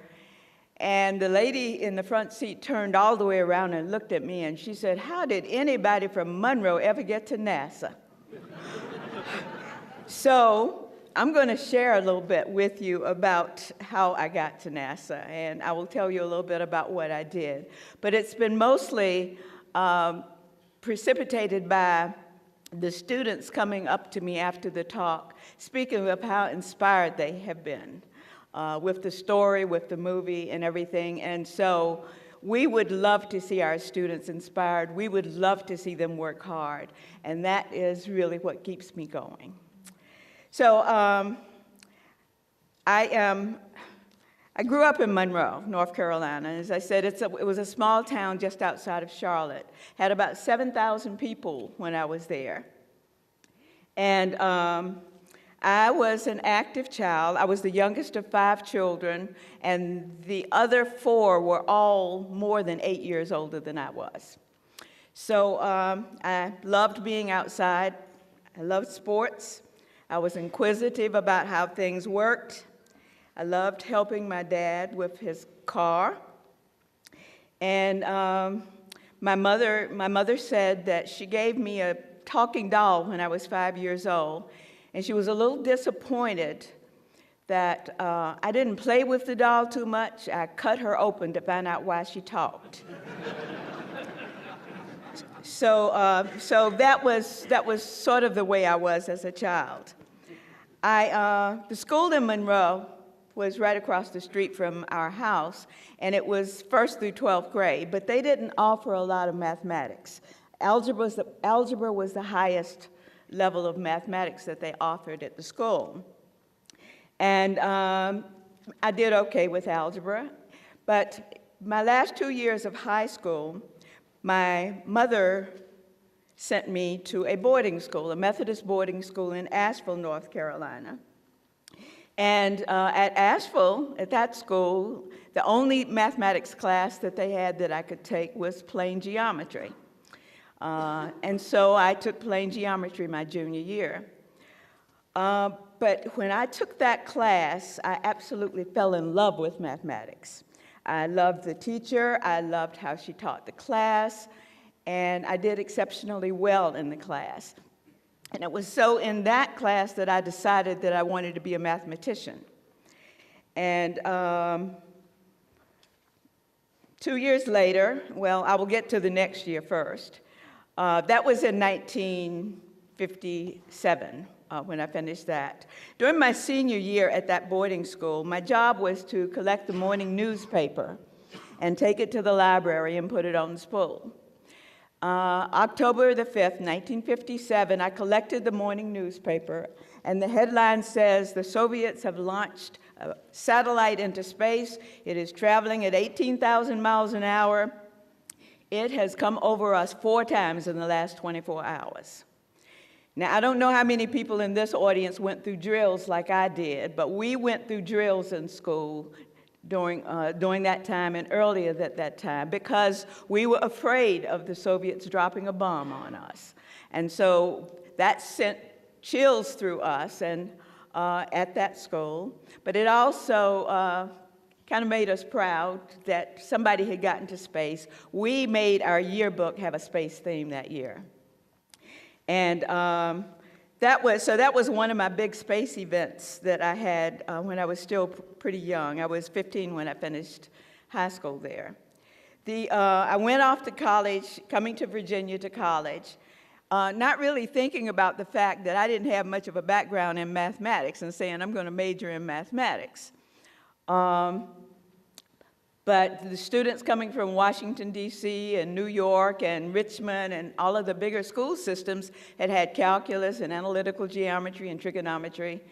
And I said, well, you know, I will have to start where I am, and I'll have to learn it.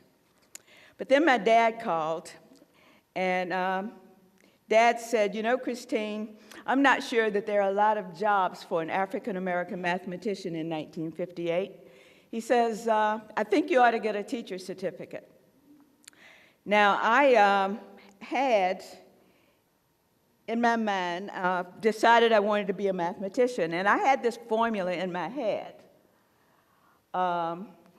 which I kind of said it helps you get to your dream or your goal or wherever you're trying to get. And I had perceived of myself as a mathematician. I wanted to be a mathematician. And my P1 says, it's P to the fourth power, of course. P1 says, perceive of yourself in the career you want to get to. P2, plan what you need to get there. P3, prepare. In other words, work that plan. And P4, persist. Keep on going. Get around the detours, get around the roadblocks that you run into, because you will run into some. And so I had thought about all of that, and of course, I had thought about the fact that in P2, what do you need to do to get there? I needed to take a whole lot of mathematics if I was going to be a mathematician, because I didn't have much of a background. And so I thought about that, and then I said, but I knew my dad was trying to help me. He wanted me to be able to get a job when I finished college. And so I said, I'm going to go for a teacher's certificate with a major in mathematics and a minor in physics. But the second thing I'm going to do is I'm going to take all of the electives that I earned during my college years to take higher level mathematics. And that ended up with me. My senior year, I had done most of my requirements for teaching, and I had earned a number of electives that I could take. Except there was a modern geometry class that I needed to get the teacher's certificate, and it was taught at the same time as advanced calculus, which I wanted to take. So I said, how am I going to get both of these done? I went to the school register and said, can I take them both? And they allowed me to take them both. I attended the calculus class, and I got the book for the geometry class and just read on my own and only went to class to take the examinations. So I graduated. I taught that senior year student teaching in math, 4 math classes, higher level math classes. Student teaching in physics, 4 higher level math classes. So I graduated with my teacher's certificate and about 24 hours of higher math that was not required for me to teach high school mathematics. So I went off to teach in Central Virginia, and as soon as I got there, the teachers came to me and said, hey, we all go to Virginia State University in Petersburg, right outside Richmond, because they teach in-service classes to teachers free. Would you like to go? I said, sure, that would be great. So we all went up Saturday morning. It was about a 60-mile drive, and registered for classes, and the year went well. Everything went very well that year. 2 or 3 years later, I had married, and I had moved back toward the coast in Virginia, and I was 80 miles from Petersburg, but I was the one that went to the teachers in that school and said, you know, Virginia State offers in-service classes free to teachers. Who can I get to go up on Friday nights this year to take those classes? And I got 1 carload of teachers to go. And so we went up to class the first Friday night, and we registered, and as far as I knew, the first semester went great. But then at the end of the first semester, every one of those teachers in that car came to me and said they were going to quit. And I said, well, you know, I can't quit. I don't want to quit. I want to keep going to this class. I don't want to drive 80 miles at night by myself, 11 o'clock at night, but I'm going to have to do it. I'm going to keep going. So I continued to the class to the second semester. About 2 months later, my husband got word that he got a fellowship to Virginia State to work on a master's degree in biology. And I said, well, gosh, looks like we're going to be moving to Petersburg. And so I went to my principal, and I applied to teaching jobs around Petersburg. I went to my principal when I got 1 letter back and asked me for a letter of recommendation. And he said, sure, I'll give you a letter of recommendation. He said, but I want my contract back. He says, I don't want to be looking for a good math teacher in August. And so I said, okay, I'm going to get this job. I'll give you my contract back. So I did, and I never heard another word from that system that wrote me for the letter. So the next Friday night when I went to class, I went up to my math professor, who was the head of the math department, and said, it looks like we're going to be moving here next year, and I'd like to know if you know of any jobs around here that I might look into. And he says, you're looking for a job? I said, yes. He said, let me take you across the hall and introduce you to Dr. Hodkinson. He's chairman of the physics department, and he's looking for a research assistant in aerosol physics. We went across the hall and met Dr. Hodkinson, and before I left that room that night, I had that research assistantship. I would be doing studies, research, in light scattering of non-spherical particles. And I was also going to earn enough money doing that job to get a master's degree myself. Now, when I was taking all of these mathematics courses, I was always a little disappointed when I learned how to work the problems, but I didn't really know how what the problems were applied to.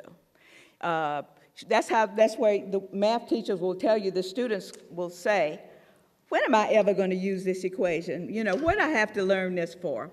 What good is it? And so forth. And I guess I was feeling that way because most of the applied mathematics problems were in the back of the book, and we never got to them. So I decided to get my master's degree in applied mathematics because I had learned for myself that it was the connection between the mathematics and the real world, how the mathematics played in the real world. That connection really excited me, and that is what I enjoyed so much about the mathematics. And that's why I chose to get the master's degree in applied math. 2 years later, as I was getting ready to graduate, I went by the placement office at Virginia State, and I said to the young lady that, you know, I'm graduating and I'm looking for a job, want to know if you had anything. She said, where in the world have you been? I said, what do you mean? She says, didn't you know NASA was here yesterday recruiting? I said, no, I didn't know it. She said, well, they were. Here, you fill out this application. I am going to mail it in to NASA myself. So I filled it out, and she mailed it in, and about 3 weeks later, I had an offer from NASA. So what I tell the students that I'm talking to them, if I had not taken those classes, been a go-getter and taken all those extra math classes, I would not have qualified to get into Virginia State College. I would not have qualified for that fellowship. I would not have qualified for NASA or any of them. If I had quit when all those teachers quit, I probably would not have gotten that job. But it was only because I persisted and kept going that I was able to get that job at NASA. So I did not realize I was being hired as a computer, but I was hired in the reentry physics branch, where the engineers in that branch had, before I got there, had calculated the speed and angle at which the space vehicles had to re-enter the Earth's atmosphere. And so they had done all of those calculations for Apollo by the time I got there. And I actually did some calculations for some of the hypersonic wind tunnels that we had in the complex there, the blowdown tunnels that they used to do the research for the research that they had done in those areas. And so I was assigned to the computer office, and after several years of working in the computer office, and you heard this in my introduction, I said, you know, a lot of the equations that the engineers are working with are very much like the equations I worked on in graduate school. But I guess that's because they're engineers and I'm a mathematician. And somebody hearing me say that says, oh no, several of the men have mathematics degrees. And I said, is that right? I would like to be doing that myself, working as an engineer. So I went to my supervisor and asked about transferring to the engineering section. And I was told, no, I don't think that's possible, you can't do that. So I wasn't happy, but I went back for a couple of weeks and thought about it. And I said, you know, I'm going to go to a higher level supervisor and ask about the same thing. I knew I was taking a risk. I could have gotten fired for doing that. But I also had made up my mind that I would go back to teaching if I lost my job at NASA.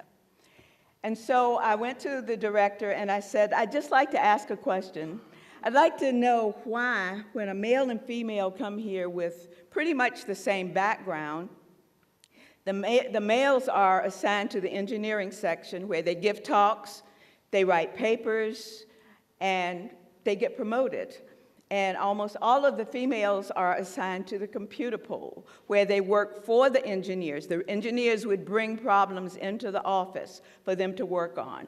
You would also do plots in the office, various things, do the lettering for the final figures of the reports in the computer office. But anyway, the women were all in dead-end jobs because they didn't write reports, and that was the game for getting promoted at NASA. And he looked at me when I finished asking my question, and he says, you know, nobody has ever asked that question before. And I says, well, I'm asking it now. And we talked a little bit more, and then I went back to my office. And within about 3 weeks, 2 to 3 weeks, I was promoted, and I was transferred to an engineering section. And that was about 1972 or 3. The United States had just passed a law that said there could be no commercial supersonic flight over the continental United States. And they had canceled the SST program that the United States was working on, the English and French were working on, and the Russians were working on. Here we have a picture of an airplane going supersonically. The first supersonic flight was in 1947 when Chuck Yeager went supersonic in his vehicle. And that is when we found out about the sonic boom, and that is when we started trying to understand, or where engineers that were thinking in the early 50s and then 60s about how are we going to calculate these, predict the sonic booms. Our computers were just coming out. We didn't have the codes that could, the computers and the codes that could solve the Navier-Stokes equations or the very complex equations about fluid flow. But this airplane is going supersonically. It has generated disturbances all along the path where it has been. And all of those disturbances are contained within this Mach cone on the nose of the airplane. So there are lots of shocks inside. Molecules have been moved out of the way of the airplane. The pressure inside that Mach cone is higher than the pressure outside of that Mach cone. And so where that Mach cone intersects the ground is shown there at the back of the cone. And you see the pressure jump where it comes from the atmosphere outside of the cone to the pressure inside the cone. And when I explain this to students in school, I always use a balloon. That when the pressure in the balloon is higher, when I pop the balloon, it goes at the speed of sound to your ears. And when that shock wave hits your ear, you hear the pop of the balloon. And that is the same thing that happens here. When that cone is drug across you on the ground, or if you were standing just in front of that, when you get into that intersecting area, you hear the sonic boom, or your house hears the sonic boom.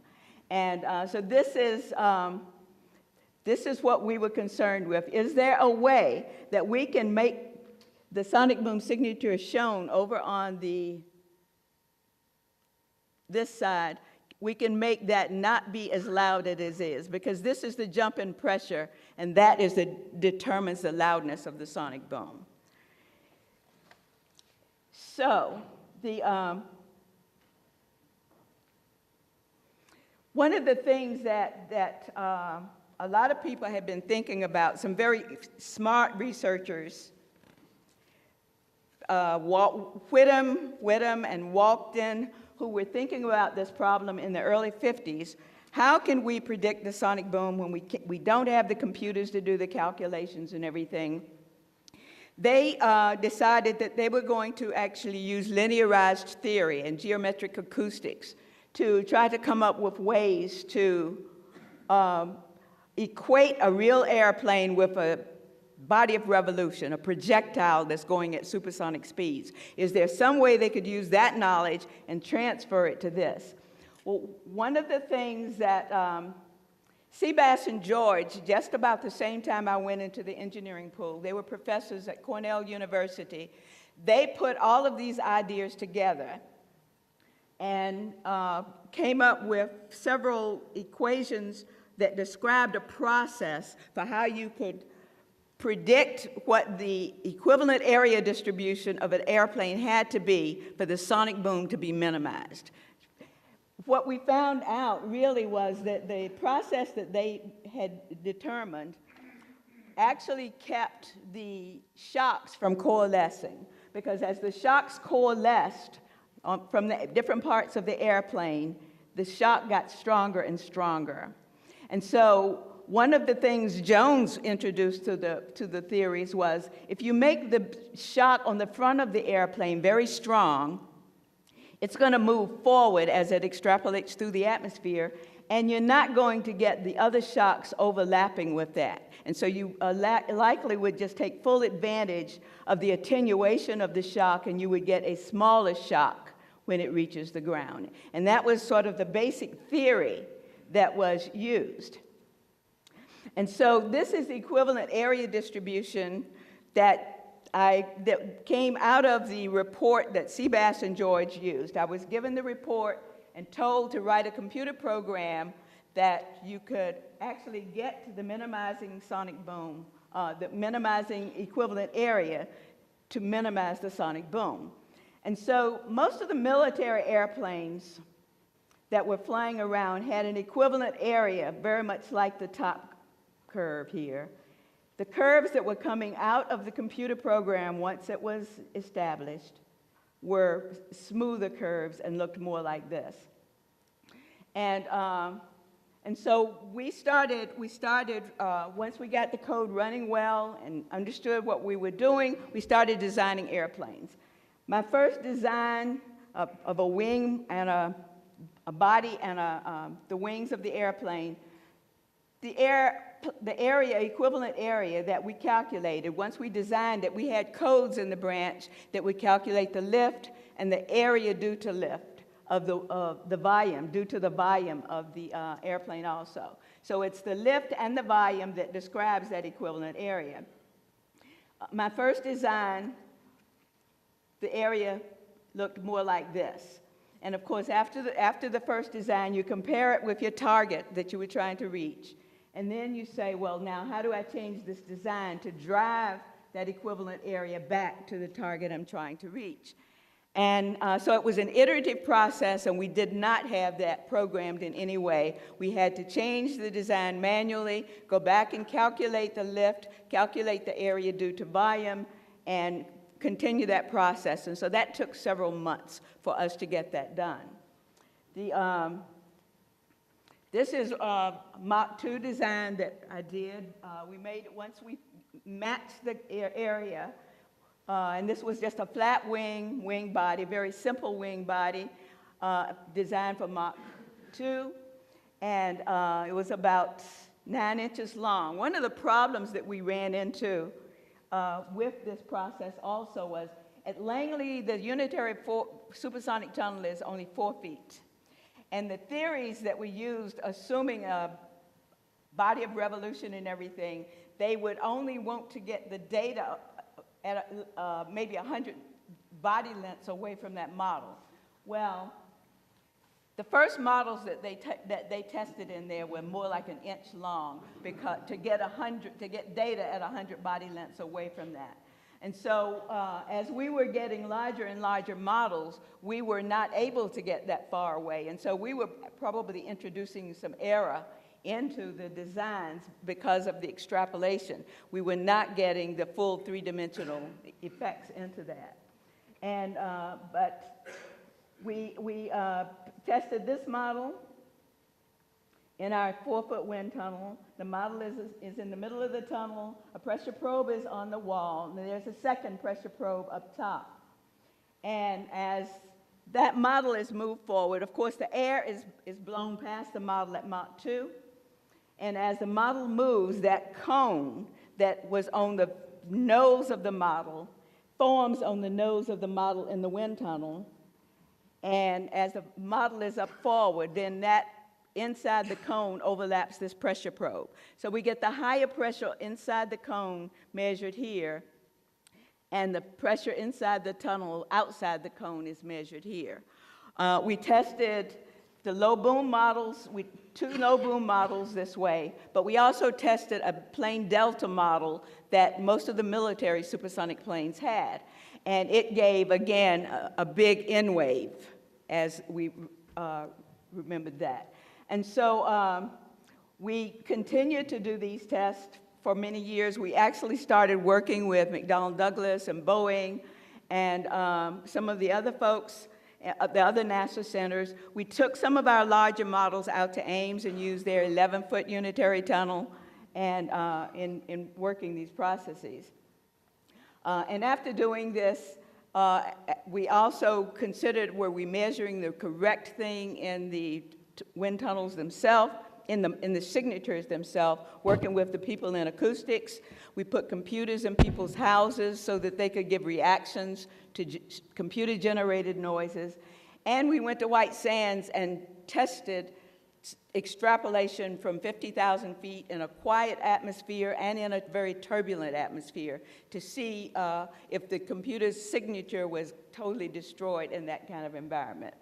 But after a number of years, and we were actually getting good results with more sophisticated models, cambered wings, engines, and everything on here, we decided, you know, we needed to do a flight test to check these things out. And so we went to the Air Force and borrowed 2 F-5 vehicles, and we put panels on one of the F-5s such that we had the equivalent area distribution of the target equivalent area that we needed. This is the unmodified F-5. This is the modified F-5, which was called the boom demonstrator. And this is an F-15, which was measuring the rays off of these vehicles at the altitude of flight. Measurements were taken with other airplanes on the way down, and on the ground, there were microphones on the ground. The day that this test was done, when the data was piped into the control center at Dryden Research Center, you heard shouts just like when John Glenn came safely back from orbit in 1962 when he was coming in from his first orbit. And that is because this airplane generated a big N wave. This airplane generated a much shorter shock and sort of a flat top, which is what we were expecting it to generate. And so we said, this is a success. This looks like it's going to work. Now, but this doesn't look like a supersonic airplane. It looks more like a porpoise. So what we next need to do is have a real airplane designer design a full-size airplane, supersonic airplane with the best characteristics of a supersonic plane, and integrate with that the characteristics of a boom-designed plane, one that concerns about the loudness of the boom. And so that was in 2002 when this test was done. Last year, Lockheed Martin was given a contract for $247 million for this airplane, the QUE-SST that they had designed, which was the integration, of course, for the supersonic airplane and low boom design. So this is the low boom X-plane that NASA is having built.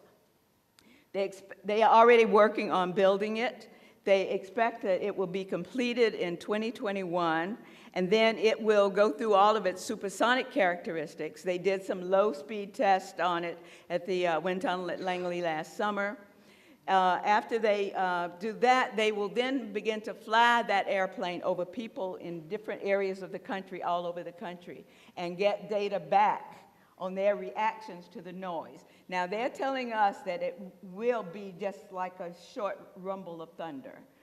We'll have to get flown over and give our response to how it really sounds to us. But, so they will spend the next 5, 6, 7 years going through all of these tests. NASA would then take all of the results of these tests to the FAA and ask them to consider a rule change. And if the rule is changed, of course, then it is our belief that the business airplane companies and maybe Boeing and some other companies would build a supersonic airplane, commercial supersonic airplane, and the airlines would begin to buy the supersonic airplanes and be able to fly from coast to coast here in about 3 hours. It is always that statement that I get when I get a reaction from the audience. But, so I'm very excited about this, and I hope it works.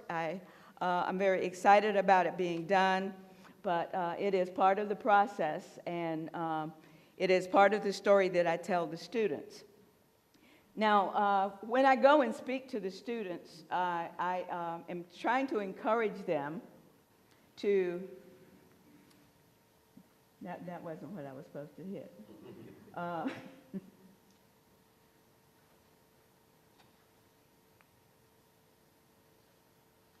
Anyway, now go backwards. Thank you.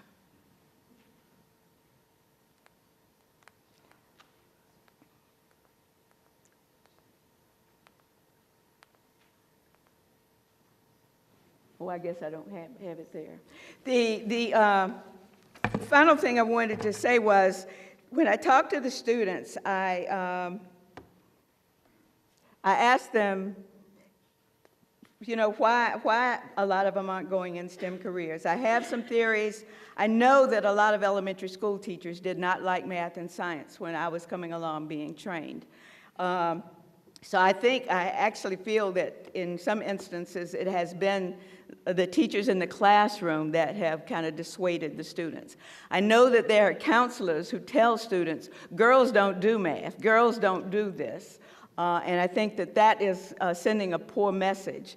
And I always tell the parents that they should not allow people to tell their daughters that. Let their daughters decide what it is that they like, what it is they think they would like to develop in what they like.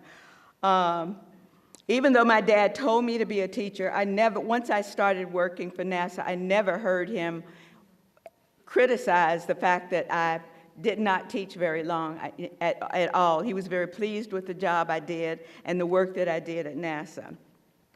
But I tried to tell the students, look at the number of high-tech jobs we have in this country. And look at the money you spend going to college. Most of the time, you will find that if you've got a STEM background, you will find that the job that you can get straight out of college, if you've got engineering or a STEM area, you're going to make more money than a lot of students who do not have that background. So that is certainly one area, one reason why you should continue your STEM direction, especially if it interests you and especially if you have the ability.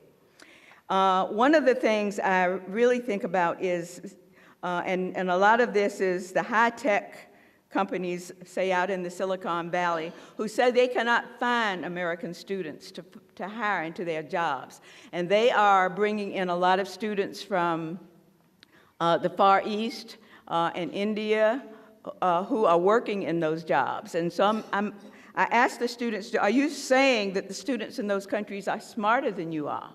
No, we're not saying that. And I said, I don't believe that. But you've got to take the right classes. You've got to work hard in those classes so you too can be qualified to get those jobs in those companies. So this is part of what I tell them.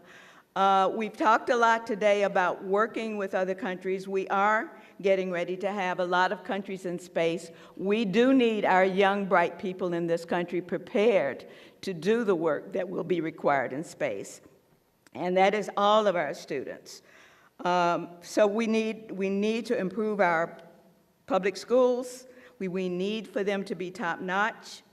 We need for our teachers to be well qualified. A lot of our teachers quit teaching within 2 or 3 years, the people who have degrees in mathematics, and then we put people in the class who had maybe one class of mathematics. And so there are things that we have done to our schools which are actually pretty bad.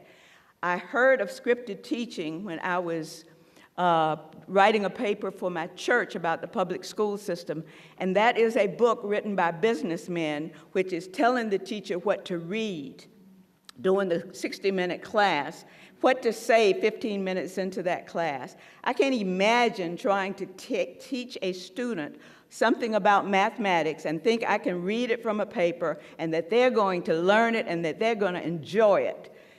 The student needs to have a teacher who actually enjoys the subject that she's teaching. And so I think that because we are sending a lot of our technically trained people into industry and they're not in the school systems, we're not preparing a lot of our students to be able to go into the STEM areas successfully. So these are the reasons that I have given to the students that they need to continue the STEM areas, because we are becoming more and more high-tech, and the students in those countries are outscoring us on many of the examinations, and we have the students who, if they take the right courses, if they do the right work, if they have the right teachers, they too can do that work, and America doesn't have to be sitting where it is.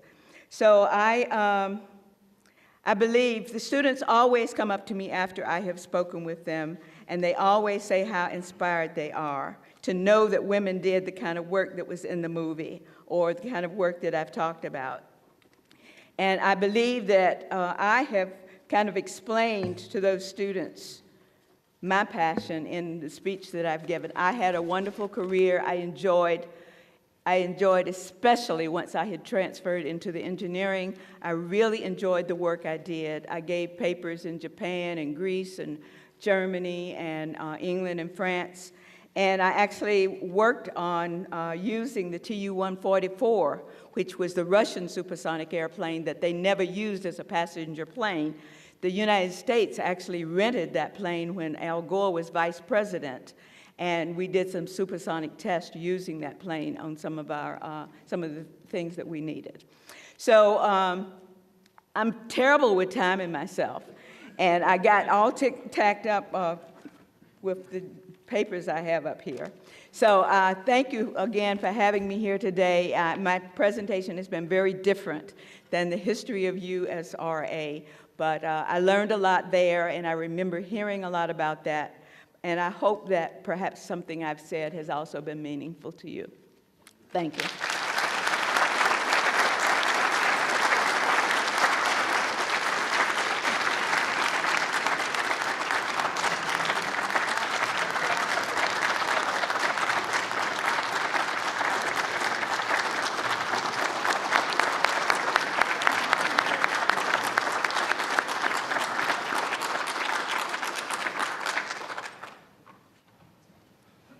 I'd like to offer the audience a chance to ask at least one question. I know we're running a little late.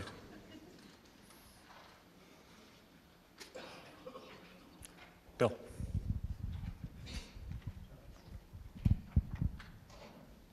Probably what you'd expect from an old NASA guy, but a technical question. And that is, when we tried to get NASA to invest in some of these areas for supersonic technology, that was several years after SST was canceled, and the only thing that folks on the Hill would allow was to work the environmental issues. So boom, which you mentioned, how much overpressure can you take, noise around airports, and then the other one was you envision a fleet of these supersonic aircraft, what does it do to the ozone layer, because they fly at those higher altitudes. Yeah. Have we been able, and so they considered those the barrier issues to being able to make an SST work. Has progress been made on that? You know, the ozone, I remember when I started, there was a lot of discussion about ozone, but I have not heard much about it recently, so I really can't answer that. But the environment, I was present when I showed this model. We went through a gap of about 8 years, and then the funding came in for the environmental issues, and that's when we brought in sonic boom experts from all over the country to make sure we were taking the right approach to try to attack this problem. And we went back through old reports and found professors and people, you know, everywhere we could find them to come in. And that's where we came up with the three-pronged area: the design and operation of the airplane, the acceptance of the noise by the people, and the extrapolation of the signature through 50,000 feet of atmosphere. So those were the three prongs that we approached the last part of the program with.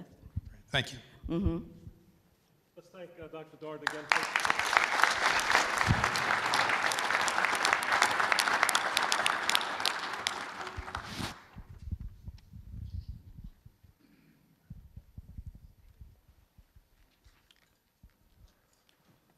Dr. Harrison Schmitt flew in space as Apollo 17's lunar module pilot, landed at the moon's valley of Taurus Littrow in 1972.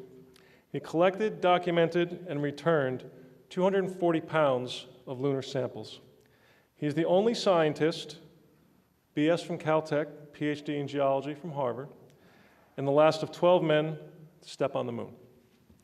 Elected to the United States Senate from New Mexico in 1976. Among other things, Senator Schmitt chaired the Commerce Subcommittee on Space and Technology. He later served on President Reagan's Foreign Intelligence Advisory Board, the Army Science Board, and President George Herbert Walker Bush's Ethics Commission. He also chaired the NASA Advisory Council and was a director of Orbital Sciences Corporation and Orbital ATK for 35 years. He currently serves on the National Space Council's User Advisory Group. Please join me in welcoming Dr. Harrison Schmitt.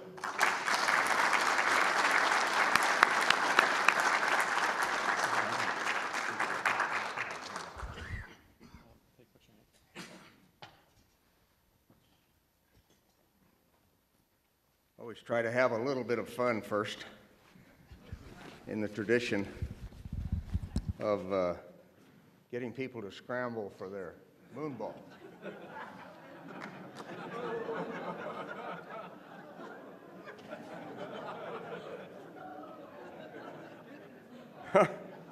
Quick.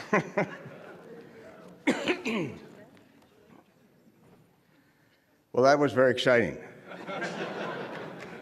And Christine, I have to tell you that there must be a connection between New Mexico high schools and Carolina high schools in that I had to pay my math teacher for Algebra 2. Otherwise, Caltech wasn't going to pay any attention to my application. Also, I want to thank USRA for literally 50 years of association off and on. I took a little time off to go into the Senate, but through the years I've spent a lot of time in various ways. And in the early days, a lot of time with Paul Coleman, and his name hasn't been mentioned yet today, but Paul was a major instigator of the success, I think, of USRA.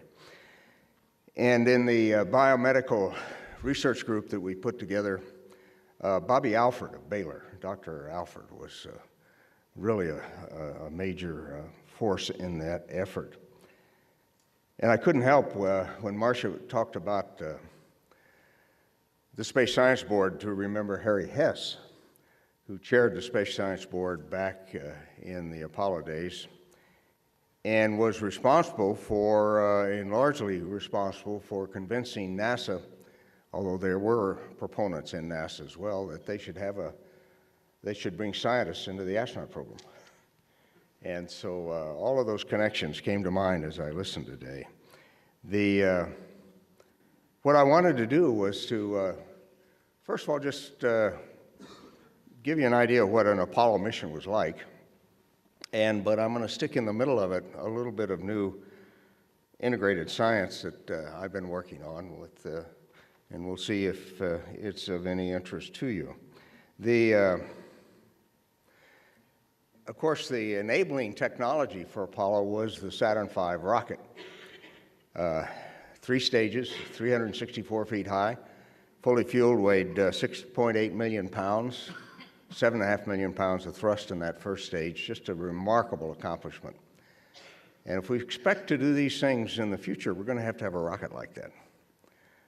We're not there yet, but we need to work that way. To give you an idea of the scale here, in the lower right-hand corner, next to the vehicle assembly building, is a very large fire truck, red fire truck. Just you always have to have some perspective of scale when you start talking about Apollo.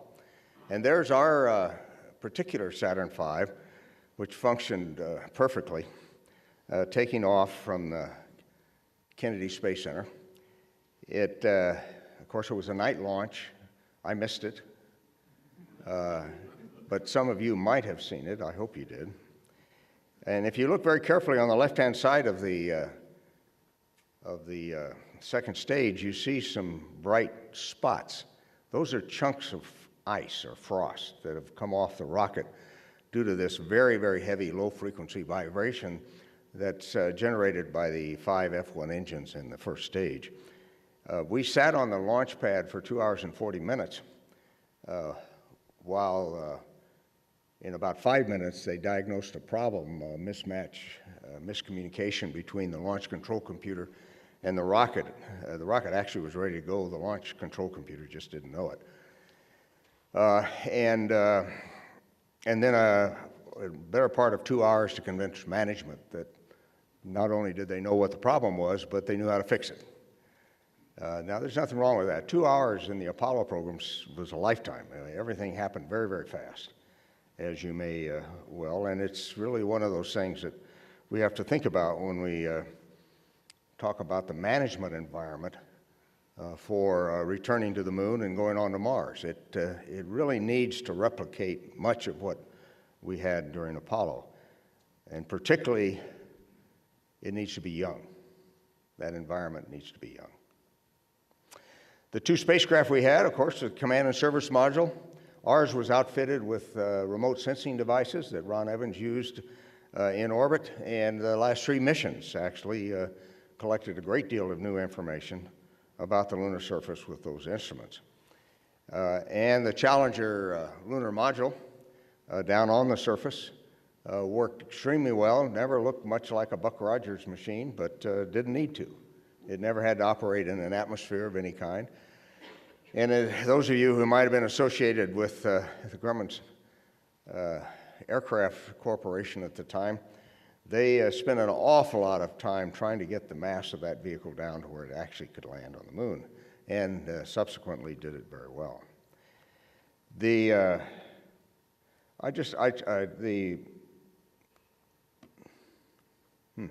Oh, there it is. There we go. This photo was part of a long series of photographs that I took to document weather observations, and somehow it got pulled out as the most requested NASA photograph in the archives, I'm told.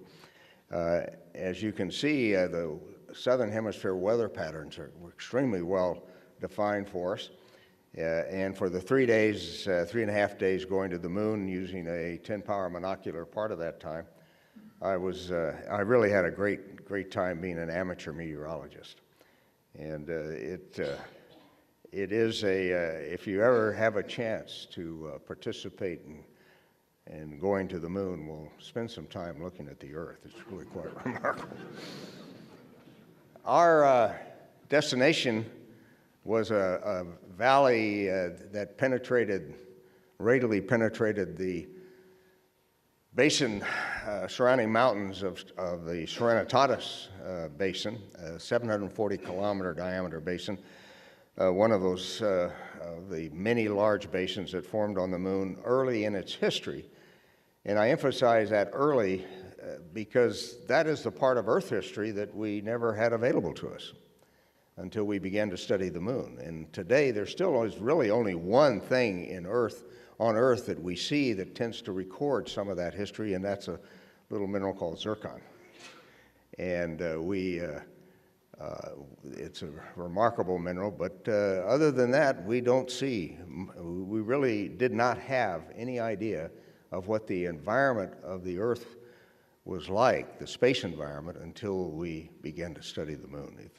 I still list that as one of the fundamental scientific accomplishments of Apollo, and actually we would have pretty much had that accomplishment had we never gone to the moon after the Apollo 11 mission 50 years ago.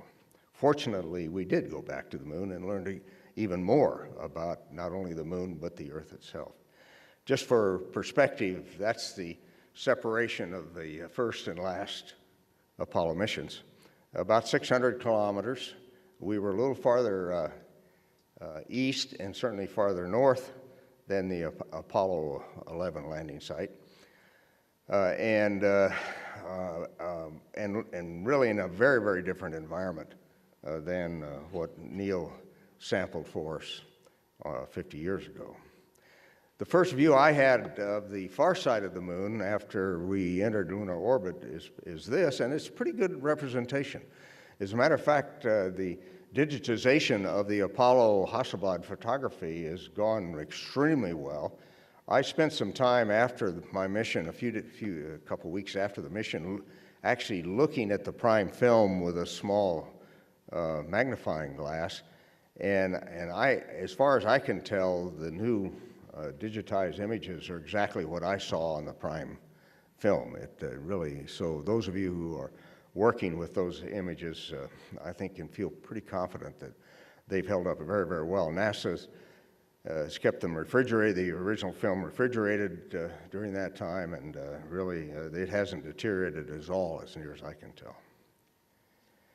Oh, one of the things that you have to be aware of on the this shot is that there's no atmosphere on the moon. It's always a good idea to keep that in mind because that's why we learn so much about the space environment from the moon is that there's no atmosphere to interrupt anything that is moving through space to hit it, solar wind or micrometeorites or the like.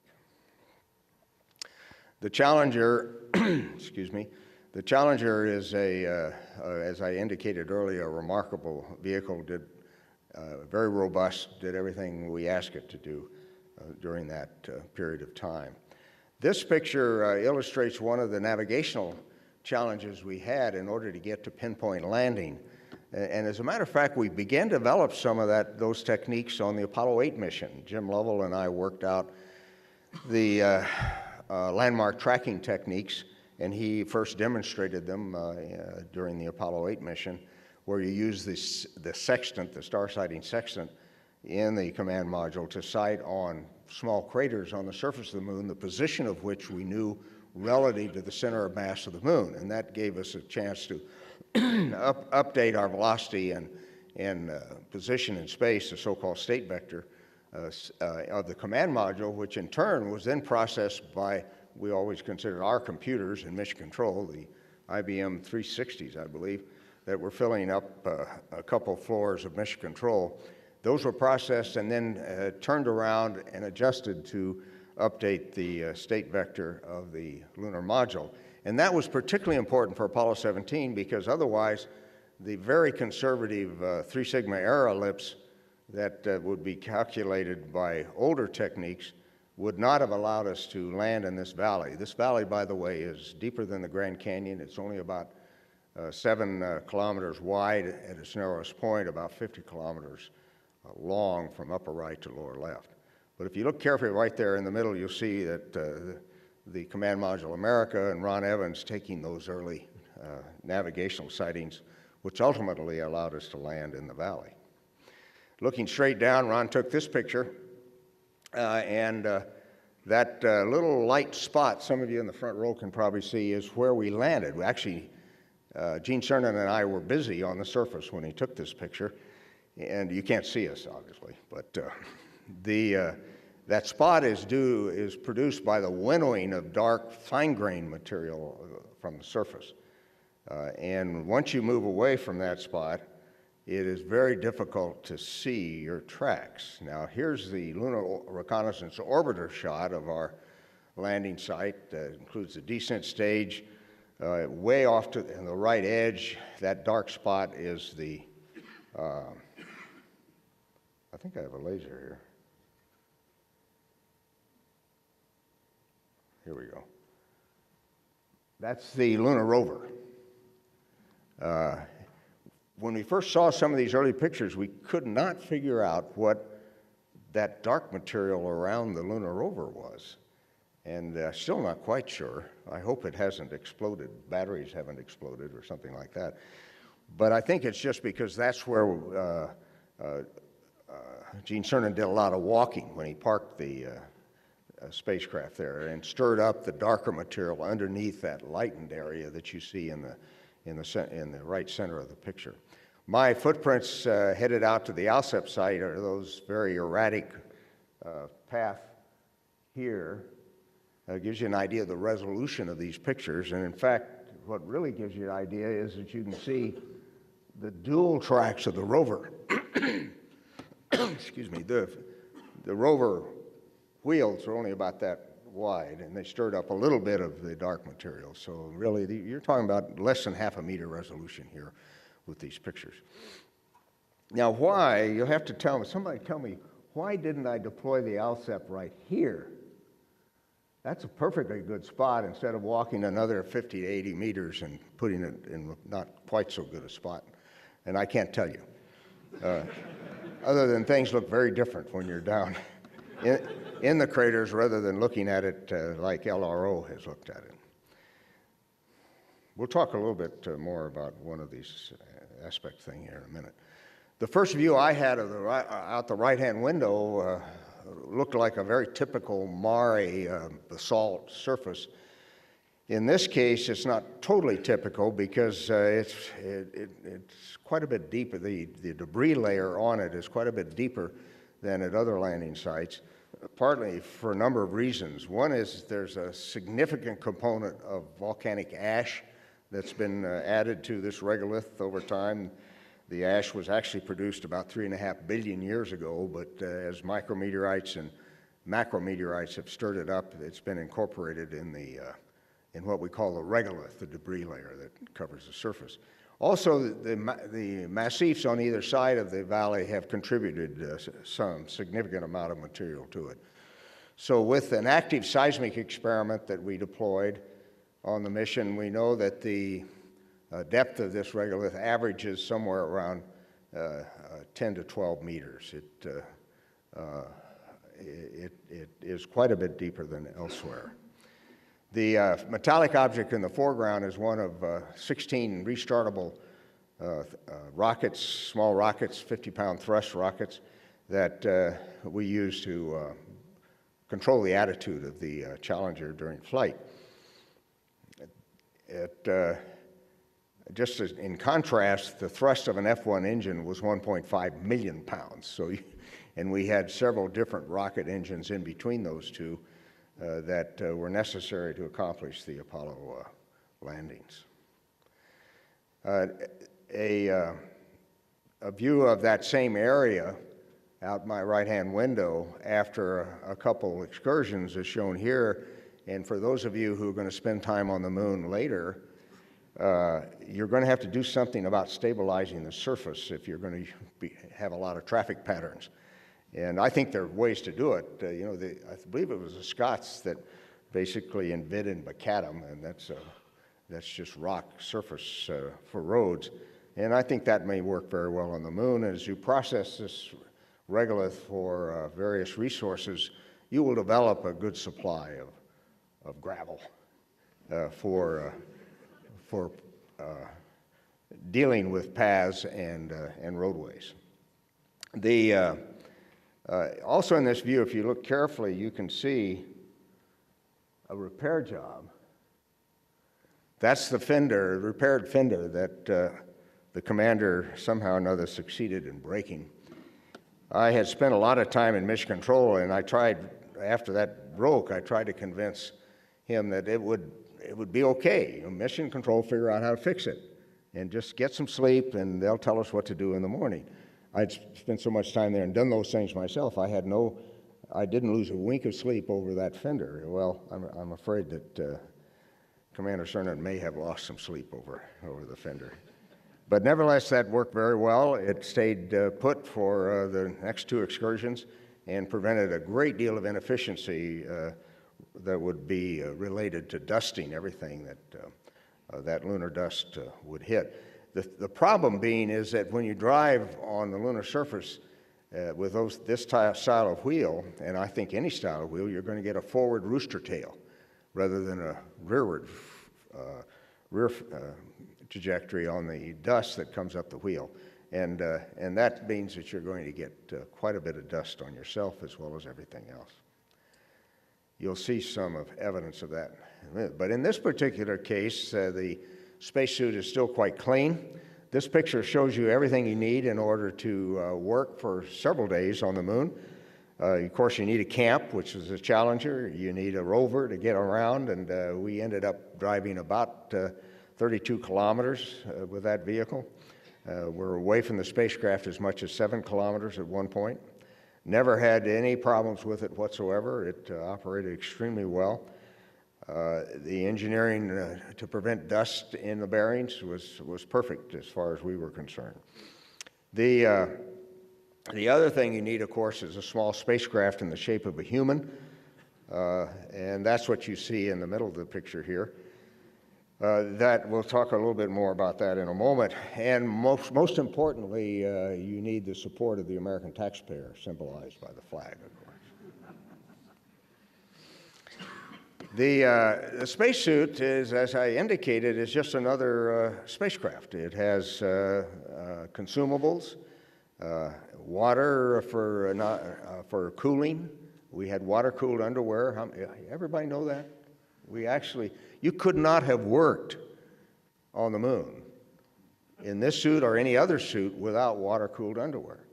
It was another enabling technology, somewhat mundane relative to a Saturn V, but this long-handled underwear had tubes of water sewn in it, and that water was cooled by sublimation of ice through a porous plug, excuse me, in the back of the portable life support system. This is an emergency oxygen bottle, which, of course, we never had to use. The total weight of the astronaut, yours truly here, and the backpack and everything was about 370 pounds, but divide that by 6, and you have the weight that you have to manage, but then you also have to manage the mass. And in many pictures you'll see when astronauts are moving or even standing, they'll be leaning forward a little bit. It's a natural human instinct to get the center of mass, your center of mass over your feet, and that center of mass has been displaced about 2 inches to the rear.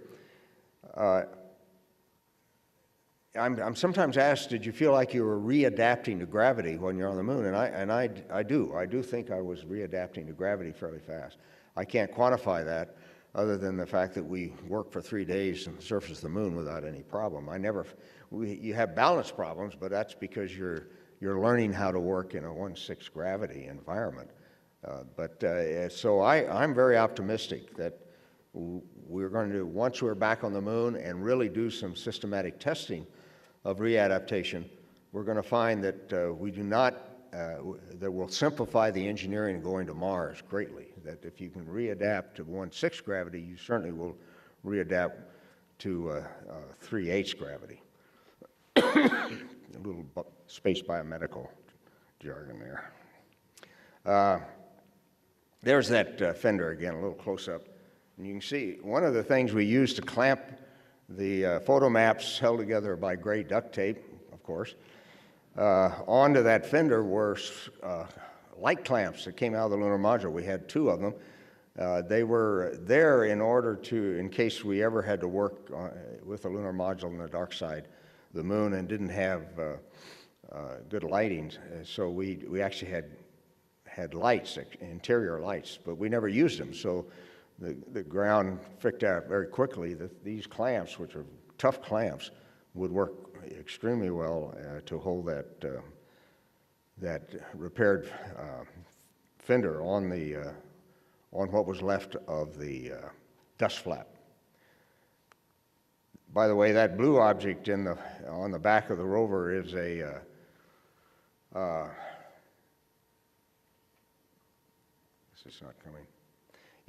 portable gravimeter. And we made gravity measurements, lunar gravity measurements, over a great deal of all the traverses. And that data now has been reanalyzed using the new topographic information that's come from Lunar Reconnaissance Orbiter. And so we have an even better feeling for the gravity profiles along those traverses. And it's illustrating, for one thing, that the floor of the valley below these basalts is extremely hilly, as one might have expected. I have to show you this. This is the volcanic ash that I found there at the rim of Shorty Crater. I doubt if many of you have ever seen this picture unless you were at LPSC or something like that. I finally got the colors right. NASA never figured out quite how to print the photos so that the colors could be represented correctly. And a good friend of mine, Ron Wells, a retired astronomer who lives over here in Virginia, and his son were able to bring the actual information out of the film and to create these colors based on what I had described in real time while I was there sampling this material. And so that is what it looked like, folks. It was really quite remarkably colorful. And you see a reddish core and a orangish amount of material outside of that, and then getting somewhat yellowish towards the edges. And that ash, by the way, is telling us increasingly new information, not only about the volcanic activity on the moon, but also probably about the origin of the moon itself.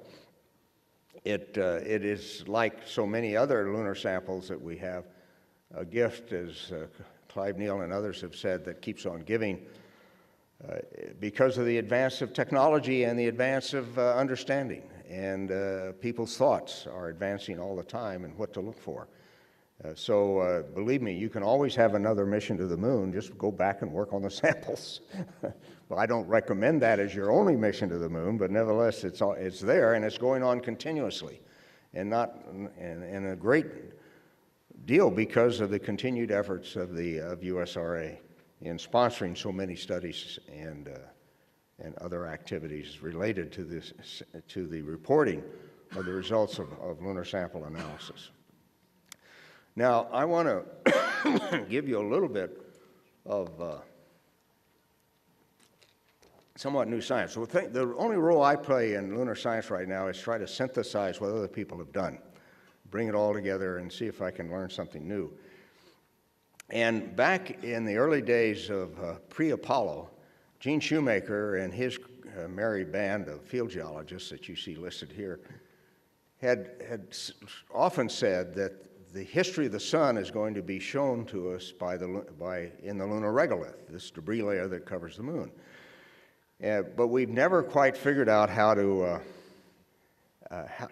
pull that history out of the surface. And I've been working on the deep drill core that we collected at the Apollo 17 site, located, as you see here in the previously shown picture. And in that can identify a variety of lithologic zones, each of which is a new deposit of ejecta from some crater, and I'm still working on, it's a work in progress to figure out which craters contributed any particular zone. And then looked at the maturity information that Morris has provided, and then Oyster and others have produced the nitrogen isotopic ratios in that. And in addition to that, we have one potential date. One of the zones of that is almost certainly ejecta from a 600-meter diameter crater that's nearby. And that's, in a previous work, we've identified, we've been able to estimate the age of that crater is about 500 million years by a technique just recently invented by others called topographic diffusion. How how rapidly does a crater change its shape due to the impact of meteors on it. And so we believe we have a date, so keep that 500 million years in mind.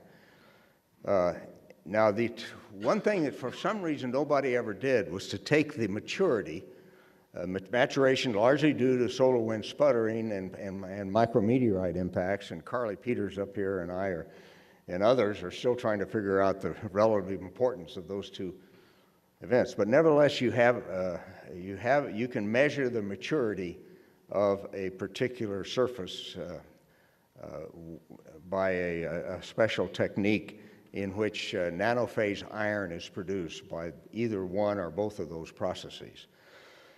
And then the nitrogen isotope ratios here in the so-called Dell convention of the nitrogen-15, and that's in relation to a standard of which is Earth's atmosphere nitrogen ratio.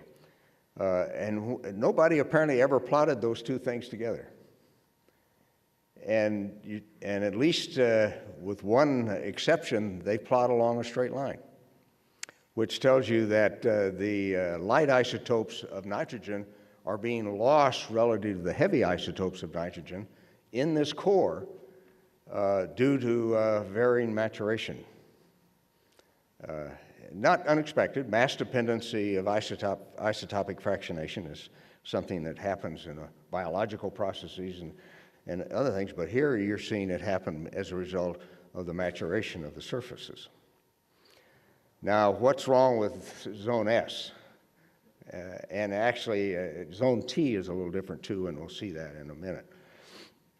Now, when you take that information about the maturation and then correct this ratio, this N15 ratio for maturation, look what you get. Everything is pretty consistent.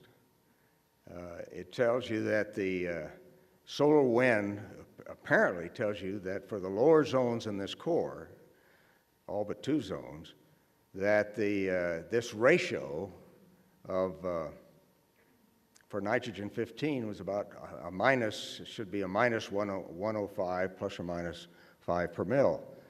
And for at least most of the accumulation of that core, the solar wind had a constant nitrogen composition, isotopic composition. And at least prior to 500 million years ago, when things changed.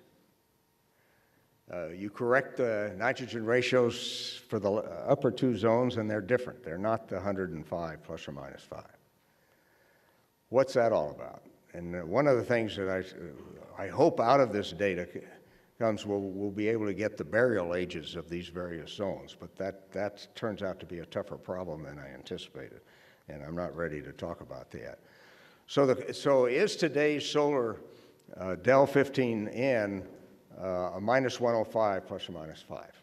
That's the question we're asking. But why is the corrected nitrogen-15 value for the Camelot zone T at 500 million years and the surface zone S at minus 38? Oh, by the way, Genesis gave us supposedly gave us a solar wind value for this at a minus 407 plus or minus 8. I can't tell you why that's such a big difference. That's something else that I have to work on. But we did get, there is a published value from Genesis, the spacecraft that crashed in Utah. Is that where it crashed? Well, let's look at this. This is sort of a general view of the evolution of the sun over time and in luminosity, radius, and temperature. And right now you see where everything's ratioed to the current sun. So if you put that in terms of the, what may be the nitrogen ratio values, and by the way, this ratio for the ash that you saw there, the colorful ash down in the bottom of that core, we had a core there too, is a plus 13. So it's very different than the current solar number. And so in that early period of solar evolution, the ratio probably changed from a positive to that minus 105. Now we have the deep core zones that give us that 105, minus 105, but the upper two zones are telling us something's changed, just probably, maybe about 500 million years ago. And so you no longer have this, this ratio. The question really is, do zones S and T, the top two zones, indicate an increase in solar wind, nitrogen ratio, or a decrease or an increase in the rate of maturation, or both? Either one can affect the slope of those curves. And did that happen at 500 million years? Well, something apparently happened to the solar wind at 500 million years. We're not sure what. But what else happened in cislunar space 500 million years ago? Something we geologists call the Cambrian explosion. That's when life diversified and spread very, very rapidly, estimated now at about 540 million years ago. Is there a correlation with what we're finding now in the deep core with that explosion? Was there a warmer Earth suddenly that gave us that explosion?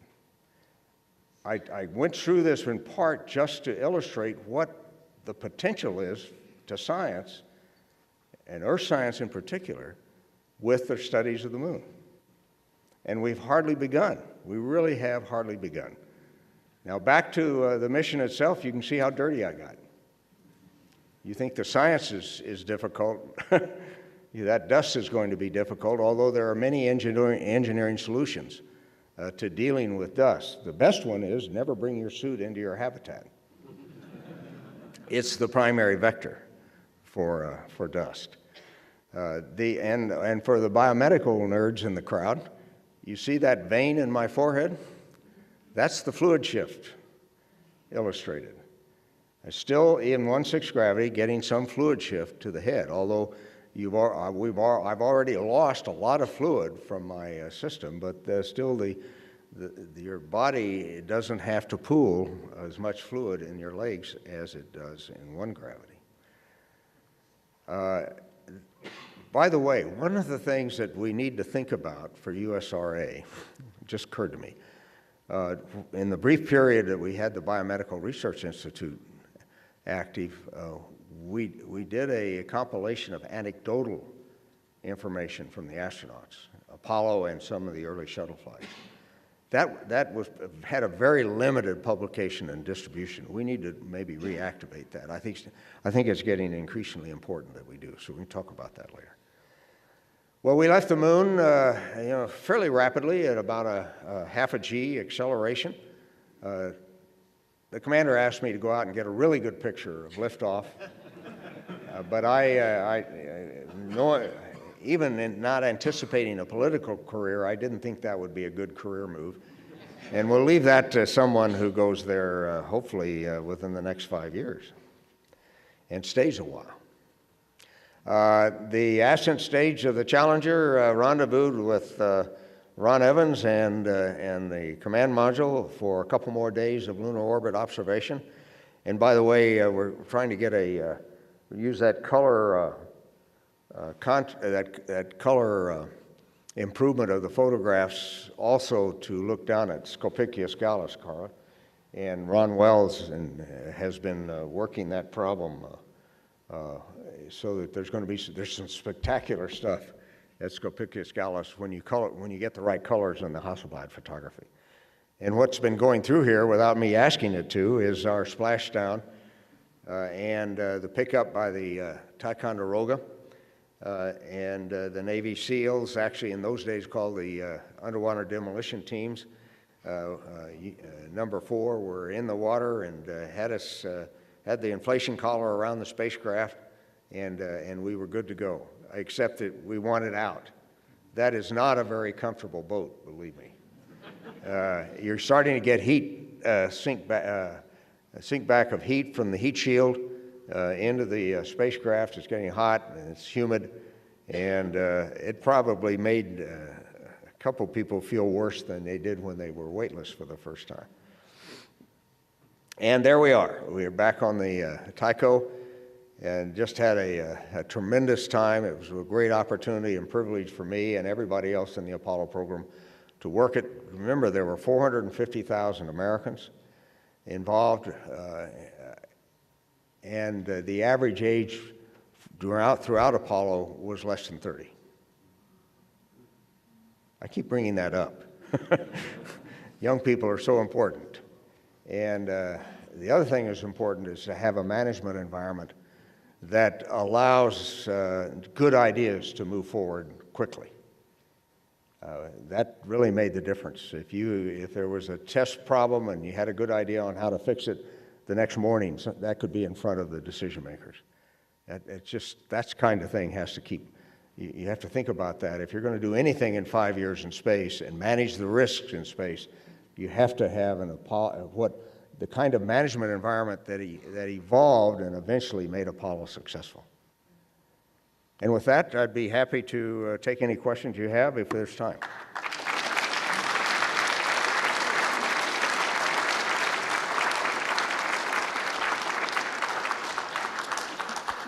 Have time for questions? Yes, absolutely.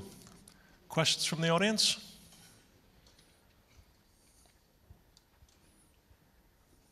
Good. Yes, hello. I'm not going to get in trouble today. Ooh, I saw a hand. Steve Brody with the International Space University. You just mentioned the evolution of the management structure. Was it something that you can quantify in some way or describe in some way? What I can certainly describe it. I can certainly describe the evolution of that structure. It really began with the decision by President Eisenhower and Lyndon Johnson and Mike McCormick in the House, Johnson in the Senate, to respond to the launch of Sputnik 1 with the formation of NASA. And if you're into reading diaries, I strongly suggest you read T. Keith Glennon's diary, which has been published and is a great reference. It's hard to read diaries, as you well know, because subjects keep shifting back and forth. But it gives you a good idea of those early days of NASA. And within NASA, Glennon formed the Space Task Group, chaired by Bob Gilruth. And that group cut their teeth on the X-15 program. They were doing a lot of thinking about lunar flight that paid off in the future. Some of that thinking by George Low had to do with lunar orbit-only missions like Apollo 8, and that's why that went so fast. In 4 months, it was proposed and flown back in 1968.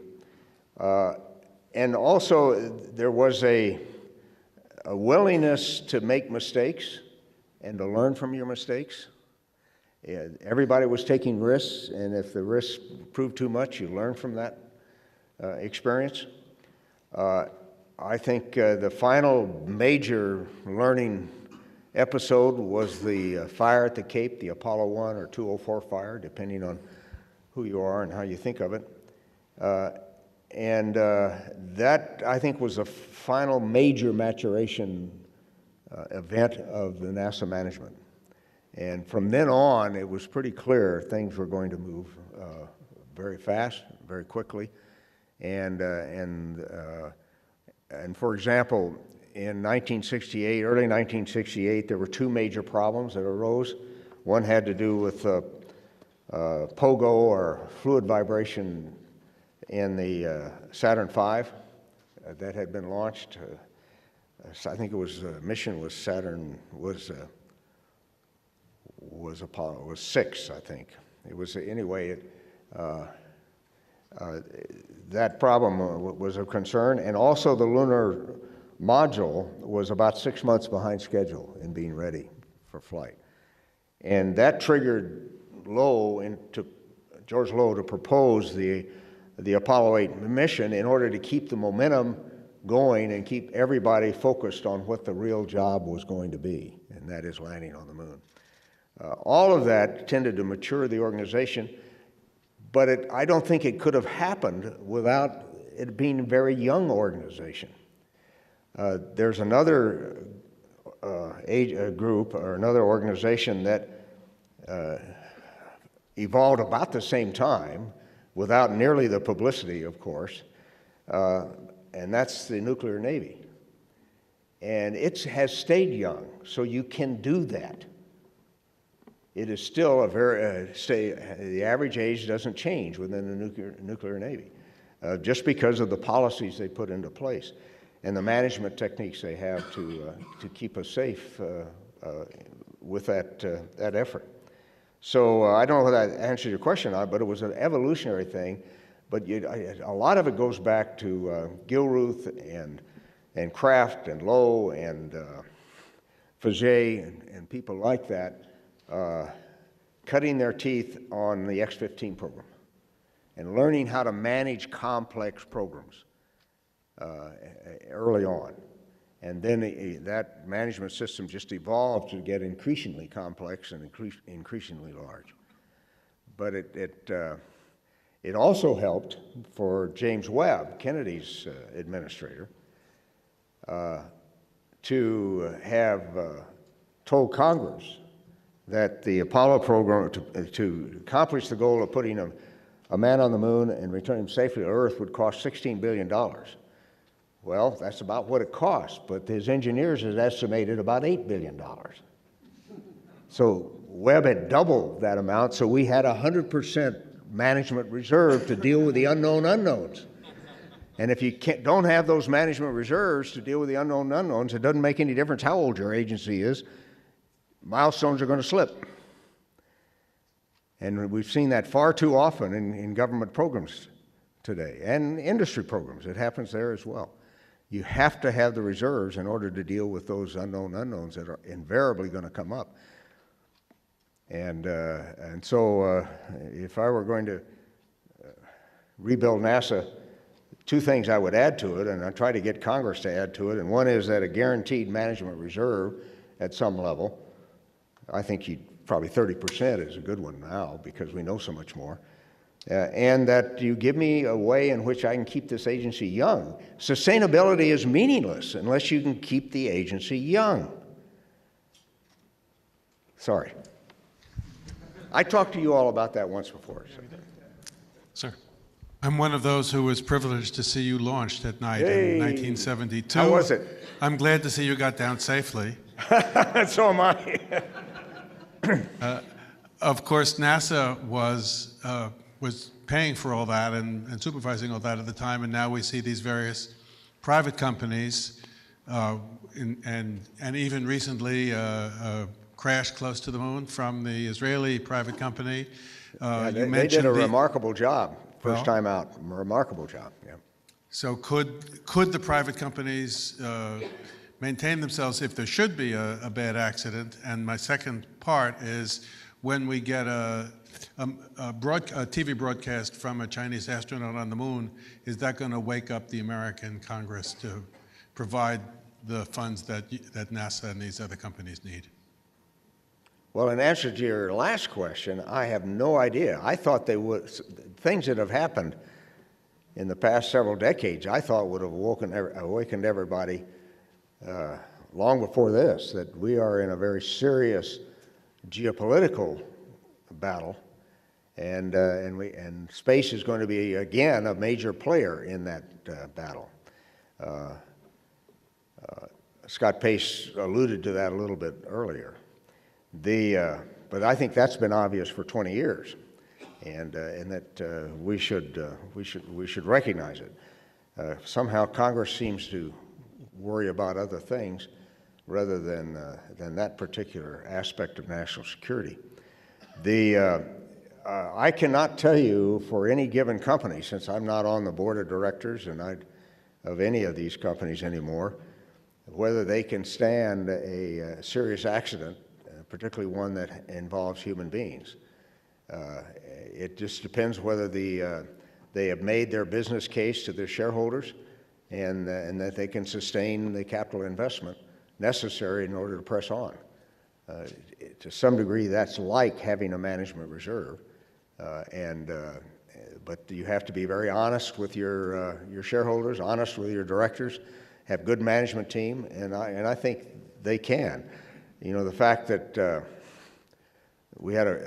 that SpaceX has had a very serious accident at the Cape that does indirectly involve the kind of engineering approach that they make, namely putting helium tanks in their oxygen tanks, and they've continued to press on. So obviously they have found, at least for the time being, a way to sustain their program. The Blue Origin activity is quite different than SpaceX in that it's funded totally independently of any outside investors for the most part, or has been, and that makes things somewhat easier. You just have one person that has to be willing to sustain activity across an accident. Does that help answer your question? Well, I hope we never find out. Yeah, I hope we don't find. We always hope that. But remember, working in deep space now, much more than in near Earth orbit, although both of them have the same problem, you have to learn to manage the risks. The risks don't go away. What happens is you learn to manage them. And we did that very well for Apollo. We've done reasonably well with the Space Shuttle program and with the International Space Station, but the risks don't disappear. It's how well do you manage those risks that changes. One more question. Thank you. Historically, human expansion across water or land is driven by economics, and not so much the cost of doing it by the fact that you're going to get money by doing it. What is it that you see in space that would motivate that kind of a large-scale human expansion? Well, I wrote a book about that called Return to the Moon, and there is one resource on the moon that potentially could drive that kind of expansion, because it's a resource that can be used here on Earth as a much more environmentally friendly source of electrical power than what we've had in the past. And that's the helium-3 fusion resource, the helium-3 fuel for fusion power plants. Incidentally, in the production of that, you also produce the consumables you need in order to be active in space, such as water and hydrogen and oxygen, nitrogen, and carbon compounds. If that infrastructure ever gets put into place, and I think it almost has to be done within the private sector, then I think you can have a sustainable way to bring space and deep space into the economic sphere of the Earth. Now, obviously that hadn't happened yet. There have been significant developments in the fusion world.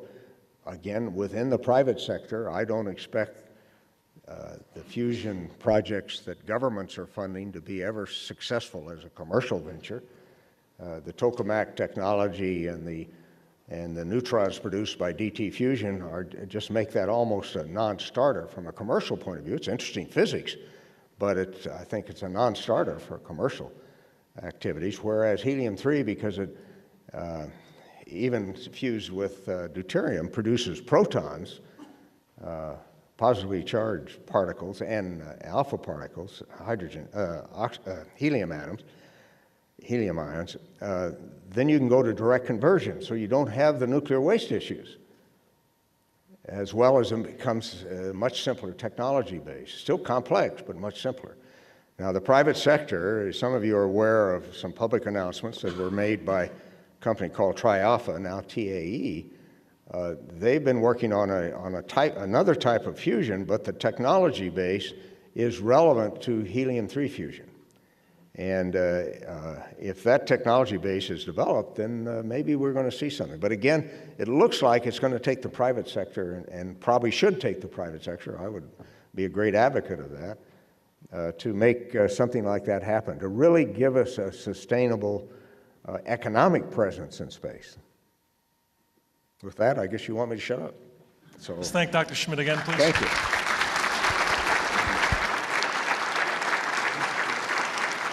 Sorry, I've got my hands full here. Our last speaker, David Cummings, who's had a long and distinguished career at USRA, he's unfortunately taken ill. The good news, it's nothing serious as far as we know, but the bad news is he's not here to speak. So before I turn the floor over for final remarks, I just wanted to give a shout out of thanks for the excellent support, the outstanding team from USRA, with the help from the National Academy and making this event happen. I'd appreciate if everybody give them a round of applause for all their efforts. I'll now invite Dan Baker to the podium for final remarks. Dan is a distinguished professor at the University of Colorado Boulder. And very importantly for us, he's the chair of the USRA Council of Institutions. Dan? Yeah, let me add my thanks to all who made this program possible. It's a real honor to be part of this and to hear the remarks from such a distinct and broad group of speakers today. I'd just like to say a couple of words about this period 50 years ago, 5 decades ago, when USRA was founded, and the fact that there was the willingness that Jack Schmidt talked about to take or to manage risks and to take the great adventure in human exploration. But at that same time that our nation was making huge investments in deep space exploration as well. The fact that the Pioneer 10 and 11 missions were launched in about that time, the Mariner 10 to Mercury, and that there was this virtual explosion of exploration fever to explore our entire solar system to the greatest extent possible, and over the next years to send the Voyagers. It really was remarkable, and I hope that we can return, and that the ambitions for the future that are in the title of this slide are really, I think, what we should be looking at now is how can we make the next 50 years as exciting and as productive as the past 50 years have been. And also picking up on a theme that Jack raised, I would say that universities have played an essential role in keeping the nation's space program young. I think that by universities having the constant turnover they do, bringing the young people and the young ideas, there are many agencies and departments, I think, of government that we can point to that have ossified, that have become very, very staid and very different than they imagined themselves initially. But I think that NASA has done better than most, and the space program has done better than almost any other thing we can point to. And I think as we look at the space program now, what's called new space, but that involves a whole range of new approaches, it's remarkable how resuscitated the space program has become with entrepreneurs and commercial involvement and a whole different set of approaches. So I'm very optimistic that universities and the University Space Research Association and that folks in this room are going to empower new generations to really make great contributions. And I'd like to now call on one of the persons I think who has been charged with making a lot of this happen, a friend and colleague of long standing, who now has an important role to play within the nation's space exploration program, and who's been very active in the recent past in USRA, Thomas Zurbuchen. I'm advised that he's here, and that I would like to ask him to come down and to say a few words. And I'm managing risk by putting him between all of you and drinks. And so I trust that this will assure that his remarks are brief and to the point, and then I will welcome you to join us for lunch. Yeah, good to see you.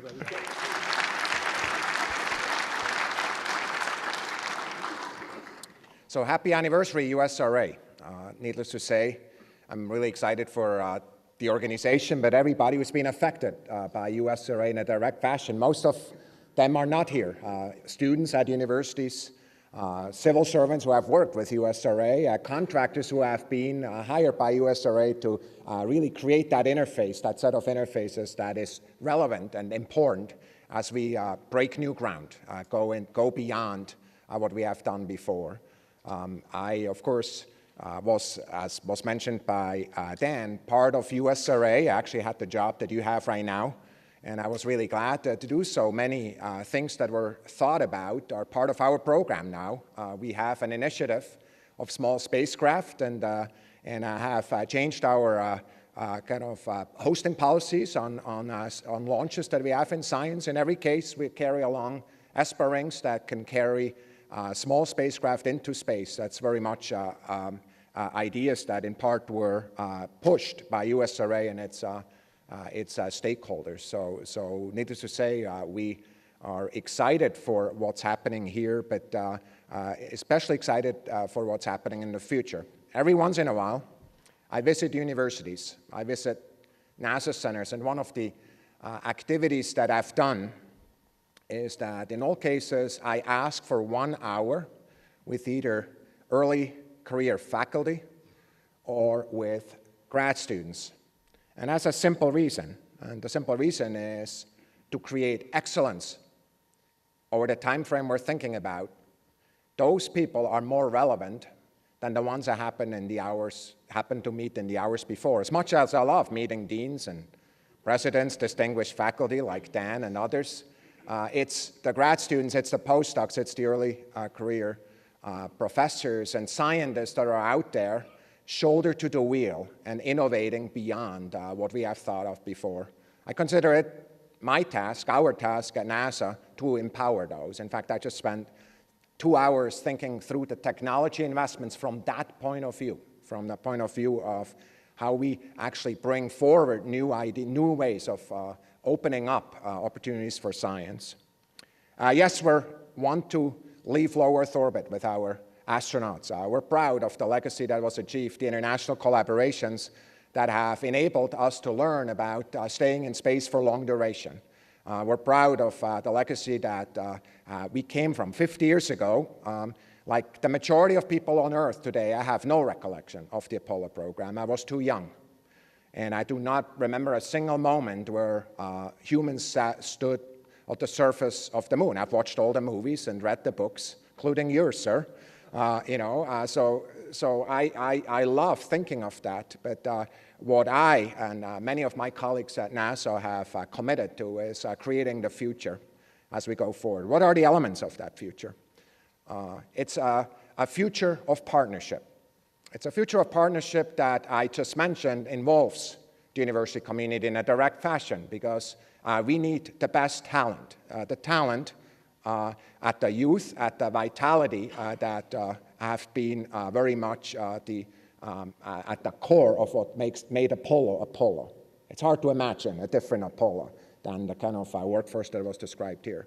It's vitality that also is more diverse than the Apollo community. We believe that more thoughts brought together, more backgrounds brought together, more different orientations of various kinds, diversity of thought brought together creates more innovation. And frankly, if I talk to people that I've met in the Apollo program, they think about it the same way. They thought about the very struggles that they had making the right decisions. And that's what we're trying to set up. It's also partnership in an international fashion. We don't believe that leadership and partnerships are mutually opposing values. Not at all. We are proud of enabling others. We just met with the Israeli Space Agency. We're excited to be signing up again to be part of the second time Israel goes back to the moon. We're also just signed an agreement with Greece to, in fact, go to the moon with one of our commercially acquired processes, the CLIPS program that we've built.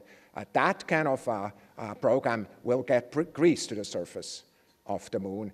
There's other countries that we talk to, including in the Arab space, including in Europe, of course, our long-time friends and partners, Asia, in many different places. New organizations that want to go. Our path forward to the moon is one of partnership. I talked about the academic community. I talked about the international community. I want to talk about our community of commercial partners. Yes, there are multitudes of them, and it's our job to learn how to interact with them, and we're learning every day. Are we learning fast enough? Probably not. We're trying our best as we're learning how to, of course, work with the valued partners that have brought us to where we are, companies that have proud heritage and many decades of track record, supporting not only NASA, but our cross-agency partners and so forth. And there's new partners that we're working with each and every day. It really helps me that I was part of a venture fund even a few years back, learning about how the narrative sounds for these companies and what they can do. Really imagining how they can reach beyond what processes would bring us in the old way of doing business. So we're excited about these partnerships, and we're excited about going forward to the moon. Most importantly, we really want to leave low Earth orbit with human explorers, and we want to go to the moon because we want to enlarge the range in which we work and think in. And we want, of course, to do science. We have amazing science that can be done. I know a lot of it has been discussed already. I'm not going to go over that. In many ways, the moon is a body in which a lot of the history books of the Earth and the solar system is right imprinted right there, and it's ours to read. And we know, in many cases, how to do that. We're excited to do that. Of course, the moon is not the final destination. We actually are thinking about already how we can go to Mars. You know, today we announced the first Marsquake being observed with InSight. We're really excited about this, and I want to stop with that. I just remember the agony that you have if you sit there as the associate administrator in the back row of JPL, and there's absolutely nothing you can do to help that mission other than keep sitting there, because the team, the best team in the world, is landing that spacecraft at the surface of Mars. And I remember that moment. I will never forget it. What I'll also remember is what happened the next day. I took the red eye back after landing InSight on Mars, and I took the red eye back and I looked at the press clippings. Of course, it was in our newspapers, on the front page in many of them, you know, the newspapers that you may read, some of your family members may read. Here in the United States, of course, it was in Europe. So many of the experiments were built in Europe, and we were glad to fly to the surface of Mars. But what's also exciting, the newspaper in Iran, that is the key newspaper of the religious leadership, also had it above the fold. Exploration, ladies and gentlemen, unites. Exploration brings together the whole world. Exploration is more important than the little step we're doing into the cosmos, to the moon, to Mars and beyond. And exploration is important in a way that's really worth dedicating your life, dedicating your passion to it. I want to close with a single quote. You've heard it many times. I'll read it again. A quote by a Cornell professor called Sagan. "The surface of the Earth is the shore of the cosmic ocean." Reading that, of course, one day after Earth Day, our favorite planet, right here. "On this shore, we've learned most of what we know. Recently, we've waded a little way out, maybe ankle deep, and the water seems inviting. Yes, it's inviting. Let's keep exploring. Let's go deeper into space, to the moon and beyond." Thank you so much.